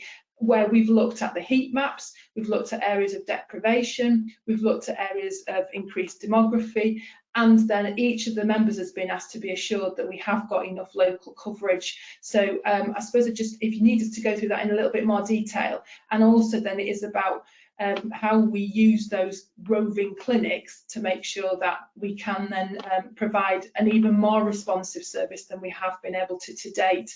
So I'm just wondering, we've got Dr. McAlevey as well, who's with us, who's been working with clinical leadership on it, who may want to add to what I'm saying. If that's okay, Andy, I'll jump in. Yes, jump in. Completely support Tracy in that, and I think to reassure you, Ian, it's not just the numbers, it's not just the prevalence, it's targeting those areas for those places of greatest need, and we've been conscious of that throughout the whole pandemic. I think what's really important as well to stress is the joint working. So we've got the strategy meetings, we've had operational meetings throughout the whole pandemic, and it's still that high level of trust and the high level of joint working to actually solve problems. And guess what, problems still occur this week, week by week. There's always something else that makes it a little bit more difficult. Availability has been a real pressing matter, but the actual number of times that we've pressed our partners to actually support in different areas has inevitably come up trumps each time. So I've got so much confidence in the teams and the way that Cheshire is working too, which is crucially important in our success. I understand the numbers, and I'm a bit close to the numbers than the governing body. I understand that, but I've got certainly content with what provision that we have at the moment. We're still going to have some asks at strategy this afternoon about which kind of vaccines they can utilize, and some of the roving models. But I'm confident, certainly at the moment, as long as supply is sustained, that we can actually deliver it on time. Okay, thank you. I'm sure everybody's very pleased to be able to hear that that's possible. Phil, and then I'm going to move on to Dan and then Leslie. So Phil, I think you'll respond. Yeah, thank you. Thanks, Andrew. Thanks, Ian. Just wanted to make the point around, I understand the point about capacity and access, but this point is around workforce capacity, and I just wanted to support Tracy's point really around the assurance that as a system across the whole of Cheshire, we've worked together with partners to create this Cheshire Vaccination Bank, and it's reached its target in terms of how many clinical vaccination resource and administrative resources is to support this and future programmes. So that's currently performing very well, and we are also linking in with Merseyside colleagues around other staff banks that St Helens and Knowsley Trust as the lead employer in Cheshire Merseyside has developed. And they can also lever support such as St John's Ambulance, which they've been very successful at over the last month or two, as people have come through the checks and tests that need to be done. So that's been quite a process to get people through that. And now that's really come to fruition. Clearly the challenge is to maintain that capacity in place, and that's our focus. Thank you. Thank you very much. You make an important point. I think we made a particular point at the last governing body of thanking volunteers and the vaccination programme, and perhaps we'll just reiterate that because it has been a vital part of the delivery of this programme, the volunteers. So that's brilliant. So thank you again to volunteers. Can I go to Dan, please, and then we're going to go to Leslie, and then I think we'll probably be moving on. So Dan, please. Yeah, thank you. Just to talk about the long COVID hub if possible. So I think it's great that it's been set up. I think that sounds like a really positive step. I suppose I do have some questions. I mean, we've talked about vaccinations and how important it is to get access to the different populations within our region. And obviously, Tracy, you mentioned that there's going to be a virtual aspect, but we know that doesn't address the equality issue. So I suppose really what I'm interested in is, I don't know much about what these hubs do, and I guess how is the COVID CCG group going to evaluate the value of this and obviously the money that's going to go into it to see the benefits? So dare I say, going back to my value-based approach to things, but how are we confident that actually what they're doing is going to be of value to people? And is there any scope for the future to think about trying to take some of these services back out into the communities rather than in a hospital hub? So I guess they're my questions. Is anybody in a position to answer Dan on that? I'm happy to answer if that would be useful. Yeah, please go ahead, Tracy. Yeah. So I suppose it's just to note that this has been commissioned at scale by the Cheshire and Merseyside Respiratory Clinical Network. So that's something that we are a part of. And so it's about, I think the question is probably that we need to put to them around commissioning for value and how we can ensure a local service across Cheshire and Merseyside. So I think we can ask that we do that. I think it's early days to start to evaluate that, but I think that's the principles that you ask are key for any commissioning, isn't it? It goes back to the conversation earlier, making sure that we know that it is successful. And so I suppose what I'll just say is at the moment we're providing those bullet points. Tomorrow I think we can feature the questions that you've raised with our internal review and then make sure that in future updates we start to gather some performance data around this that is both qualitative and quantitative in terms of how that looks. I think it's really key that our clinical leads drive some of these conversations, because this is about making sure that we do what's right for our patients in a world of a condition and requirements that we've never known before. So I think that's where Sinead and Andy and the team of clinical leads can really help us answer your question better. Thank you.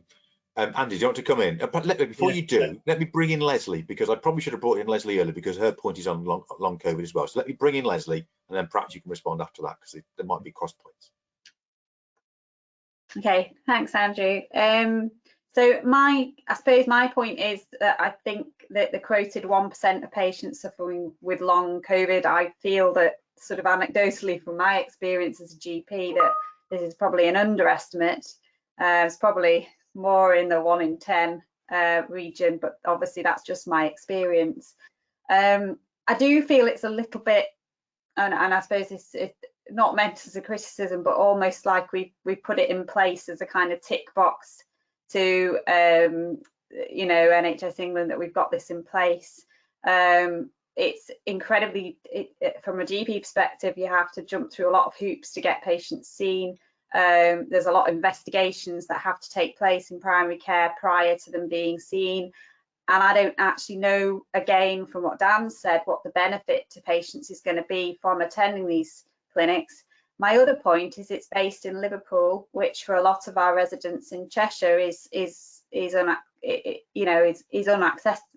inaccessible really, and whether there is opportunity for use of other services in perhaps Manchester way for those that live on that side of Cheshire. So those are just my points, that actually it seems to be that it's just been put into place as far as a need, but what it's doing, that's the question I have, and I suppose Dan's asked that and some of those points have been answered, but I do have concerns about it. Shall I? Or Tracy, do you? Sorry, I was just... Yeah, Tracy, Andy first. Then Tracy can fill in any holes. See what he misses. I guess what we've got is a pandemic where the evidence is building up as we go along. So we did need to have something in place, and we know that we're learning from this, and we do know quite a lot about this, but therapeutic interventions, we're still building an evidence base on this. And I think that the service that we've got, which is commissioned regionally, can be a remote service as well. But what actually the product of this is there some specialist expertise that needs to be part of that program to support the patient? Now, Dan's making the point, does it have to be hospital based? And he's absolutely right. How do we provide a service for patients that could be more community based? I guess some of the evidence as it comes through, when we can bring some therapeutic benefit to patients with this horrible thing called long COVID, we'll build on that. But I guess we need to put something in place because nothing was in place. And we experienced clinicians were experiencing these patients with months and months of ongoing symptoms, and we didn't know, how do we support them from a primary care or even secondary care perspective. So that's where we are right now. It's nothing that can't be developed though, Leslie, I think, and Dan, we certainly need to actually look at that. I think again it comes back to commissioning for quality and certainly patient outcomes and whether their needs are met. And putting some quality metrics into this. We're commissioning this service and it shouldn't be of any less standard than other services that we commission. Tracy. Tracy, do you want to go in?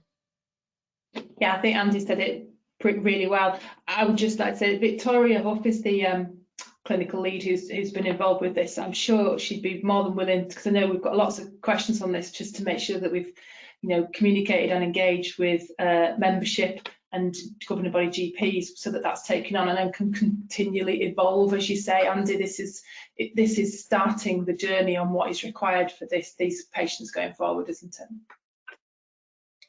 Thank you. So I think in summary, I think the governing body's points have been, and perhaps we do need to communicate these or certainly note them, are in terms of, is this really going to meet the capacity that we are actually seeing on long COVID?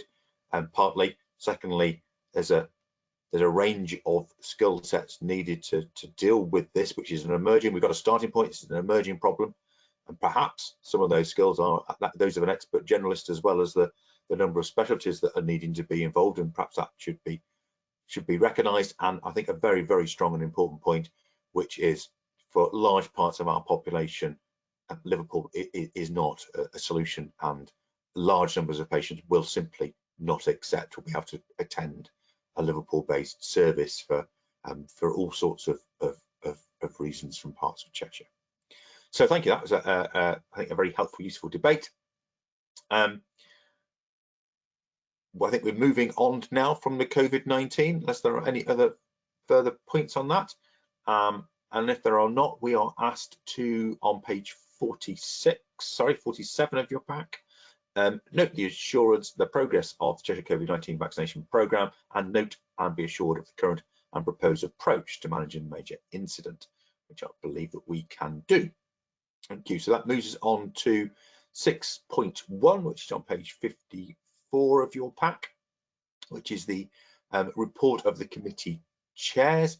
Now, not all of our committees have met, so the report consists of the Finance, GARC and Quality and Safeguarding reports. My intention is to go to each of the chairs of those three committees and ask if there's anything they particularly wish to highlight from the report, and then go to the remaining chair that's present today, which will be Wendy. And I know that your committee hasn't met, but just if there's anything you wish to add, and for us all to note that there is a performance report which has been put into the pack in the absence of a report from strategic commissioning, which was strategic commissioning and performance. So the performance would have been in that report up until now, when it is now with quality and safeguarding. So you may, so just to draw people's attention, there is a performance report in there which people may wish to comment on. So if that's acceptable, can I start off by going to Suzanne for anything you wish to pick up from finance, Suzanne? Thanks, Andy. I think these reports feel a little bit out of date now, having had Linda's presentation update on finance earlier. So I think there's only two things I would like to pick up on that I didn't manage to speak before. Fiona, in terms of the mental health investment standard, income is being accrued at the moment and not spent. So the Finance Committee have raised a challenge working with the Strategic Commissioning Committee to ask that we look into that. It was flagged at the last governing body, and we have asked for further papers to come back to us about how we spend our money and maybe how we look at spending it differently. So just to pick on that point. And the only other point was the BPP code, which Paula flagged before. That was a request from the Finance Committee to clear some of the backlog from the previous 4 CCGs that we had when we merged, in terms of some of the accounts and invoices hadn't been sorted. There was a lot of checks to be done. So a thank you to Linda's team for sorting those out. I appreciate it's had a negative impact on your payment code, but actually it's a real positive. We were really clear we wanted to go into the next financial year with a better position. But otherwise, I'm happy to take any questions that anybody might have. Thanks, Chair. Thank you very much. I can't see any questions particularly on that. So if I can go to Peter, please, and anything you wish to raise on the GARC. First of all, apologies for the fact that you've got to look at 5 months worth of actions, because we missed off previous updates. But I don't think there's anything on there which hasn't been drawn to the governing body's attention before, which I need to highlight now. But I'm happy to take questions on any items. Lovely, thank you. I'm pausing to give opportunity for people to type in, but I'm seeing nothing. So Christine, quality and safeguarding. Thank you, Chair. So we've continued to meet monthly, and you'll note that the summary report is for February and March. So again, as previously mentioned, a little behind the time now. The summary points, you'll note, do contain some information around Ockendon, which has already been picked up by Claire and Paula earlier on in the meeting. And there are 2 points for attention, which I have raised previously here, just to provide assurance to the governing body that the 2 points are work in progress for the committee, and that we are seeking further assurances, and that's around the highlighted gaps in assurance in relation to harm reviews and harm review processes in place that may identify any risks to our population through elongated waits for treatment, investigation, diagnosis. So we are adding that to the risk register. Further work is ongoing with that, and that does link into the performance report that's going to be presented by Neil shortly. And the second one is around the drop in expected performance in relation to initial health assessments and dental checks for children in care. And again, we feel that those are really important checks that that should continue. So the benefits of having performance now join the committee is that we are able to triangulate some of that information much more readily. So I think that's a really positive step for us going forward. Thank you. Thank you very much. Are there any questions on quality and safeguarding? Okay, that then does take us to, we do have the appended performance report. Neil, were you intending to present that or take questions on that?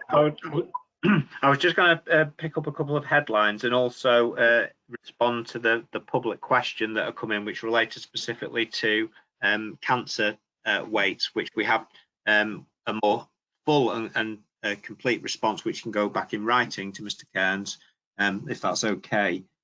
So I'll pick both bits up together because they are interrelated. So this report, as you said, Andy, was put on the agenda in light of the fact we hadn't had a strategic commissioning and performance committee, and it was important to highlight some of the areas of performance that we're seeing at present. The main thing that I would highlight is the lengthy wait for elective treatment in there. Not to say there aren't extended waits in other areas, and that includes cancer treatment. So I'll specifically pick up a couple of comments on cancer treatment which fit in with the public question, but this generically applies to the whole of elective care and also wider service areas such as mental health.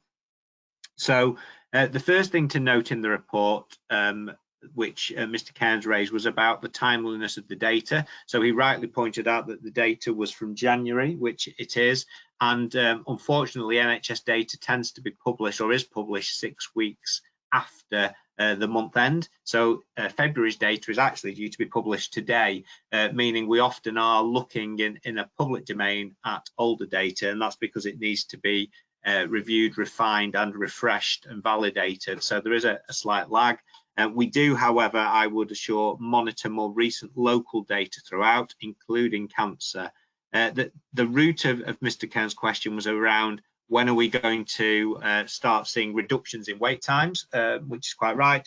And that links into my wider point that we've got a lot of work going on. We already have recovery plans which are being implemented, which are being developed at a Cheshire and Merseyside level through a number of provider collaborative groups and forums to do that. So in the case of cancer, the Cheshire and Merseyside Cancer Alliance is coordinating those recovery plans.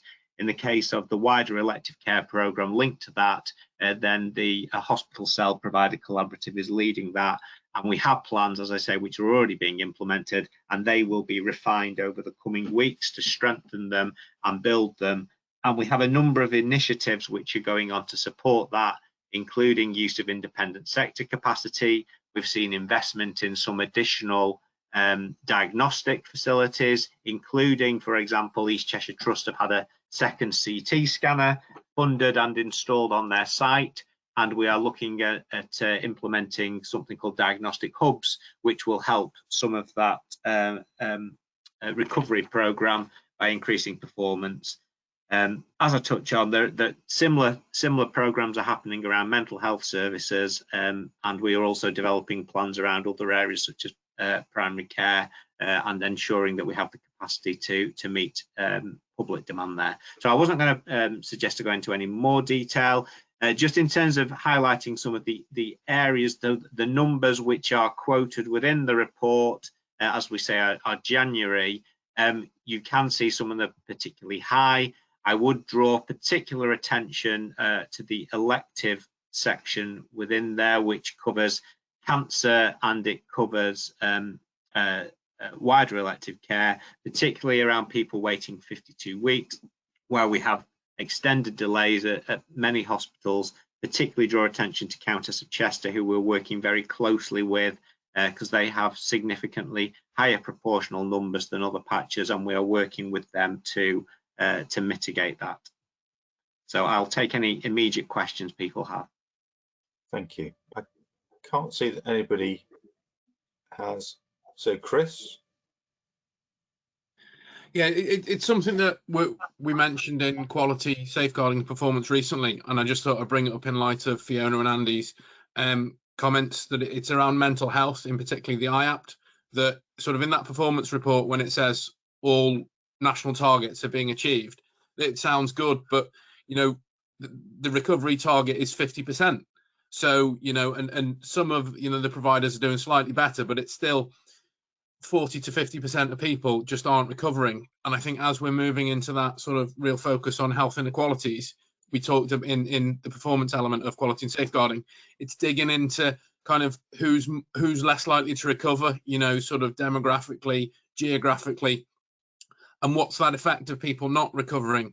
We're talking about the demand for secondary services in mental health. Is it people that have gone through IAPT and then struggle by themselves, or keep going back to the GPs? And it's just that really identifying what more can be done just in a time that we're still on furlough, self-employment support schemes still going on. As that all comes to an end, I think people are going to be under more stress and there'll be more demand on IAPT and on primary services, and it's seeing what else we can offer with our commissioning intentions in the future. Yeah, and just we agreed we'd have a focused deep dive session into mental health, and we would look at other areas in that committee as we go forward. So Paula, my apologies, I had seen your note. I was going to bring you in. I assumed that you were wanting to add to Christine's, and I didn't see it in time to bring you in then, but please come in now and either add to comments in general or to later points. So you have the floor. Thank you, Andrew. Well, you've anticipated actually both needs, because one was to update on Christine and then one was to just make mention of something that Neil had raised. So I'm just mindful that we've escalated something to governing body around the health checks for initial health assessments for children and young people taken into care, and it would be a couple of months before governing body would receive an update here in terms of the way we would update from committees. And given the importance of this and our statutory roles around children in care, I thought it was really important to give some updates on those figures. And just to say that in terms of Q4, both Cheshire East and Cheshire West, are numbers of initial health assessments which need to be done within 20 days of a child or a baby child or young person being brought into care.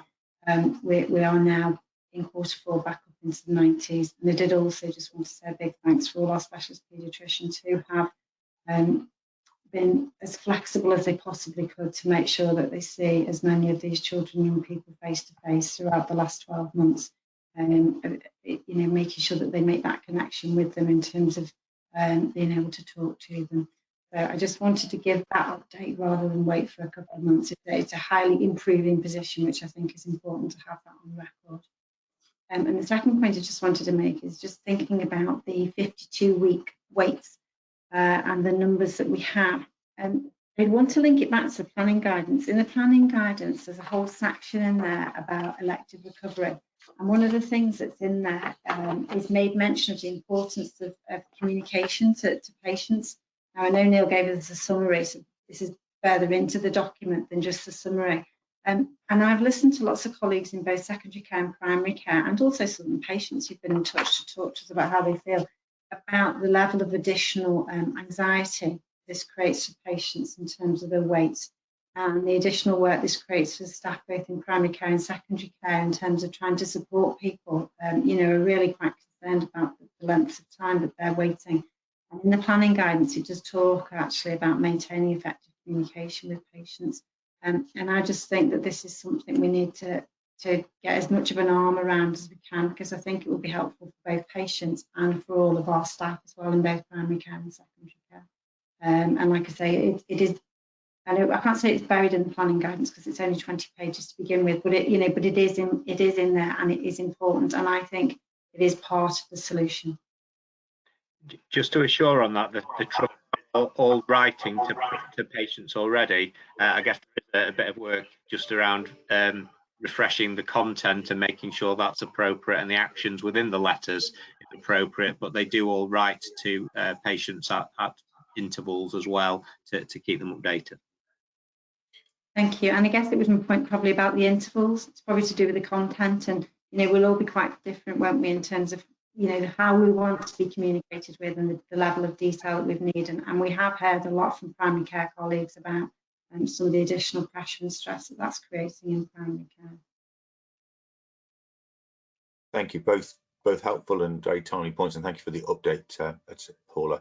I wonder whether, I know that this is the whole question of recovery and backlogs and getting people seen as timely as is going to be possible is something which is in the front of lots of governing body members' minds. It is a pretty key central issue at the moment, isn't it, for the health economy? And it's been very helpful and great to hear the updates from today. I wonder whether we can have a larger focus on this as a topic at our next governing body meeting. The whole issue of backlogs, where they're up to, and what's being done. It sounds like there's huge amounts that are being done to mitigate risks and to expedite treatment. I think it's something which governing body members, if I look to governing body members to see whether they're in agreement, would be enormously interested in hearing more about and having a longer debate upon on those things. I can see a number of nodding heads, so we'll incorporate that for the next governing body meeting. I'll have a discussion with Claire about what can be done with that. Right, thank you. Wendy, I said I was going to give you the opportunity to say something if there's anything to say. Thanks, Chair. Yes, as been mentioned, we haven't met as a strategic commissioning committee for the last 3 months, complying really with the national guidelines not to have unnecessary committees given the COVID-19 situation, for executives not to have to service those committees. But it's also coincided with the review of committees' work content, and actually been extremely beneficial, because since then obviously the restructuring around the region has actually also occurred. So I'm looking forward to our committee next week. It's just the timing, or we would have had one to report to this particular governing body meeting, and that will be pulling together a great deal of our programme management, our commissioning intentions, and I think that this is going to give the governing body quite a bit of assurance on the integration of all the activities moving forward. So I'm very much looking forward to that. Thank you very much, Wendy. Thank you. So I think we can wrap that up. We're asked to note on page 55, essentially to note the report from the committees. I think we can do that. If there are no further questions, we can move on to our last substantive item, which is we have annual reports of the committees. It's on page 83. We've got 3 reports on there. I'm going to ask if any of those chairs have anything they particularly wish to say regarding their reports they feel is important to highlight, and members would have had the opportunity to read through them. I like the bits where it says who's been to which committees. I always find that interesting. Either of the chairs wish to comment on their report? No. In which case, does anybody watch any questions on the reports? Phil, and then Peter.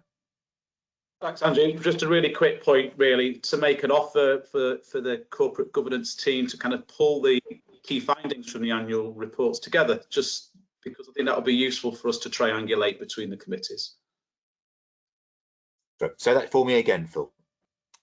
So there's a number of different reports. I think it would be useful for a member of the corporate governance team to pull some of the key findings from the reports together in one place, just so we can do that cross-check across them. Yeah, the reports. It's an offer. I probably should note that because we only have 3 annual reports because of the cycle of meetings, and the others will be coming to us. Yeah. Peter. Yes, I just noticed on the Quality Committee report, section 7.2, it says looking forward into 2021-2020.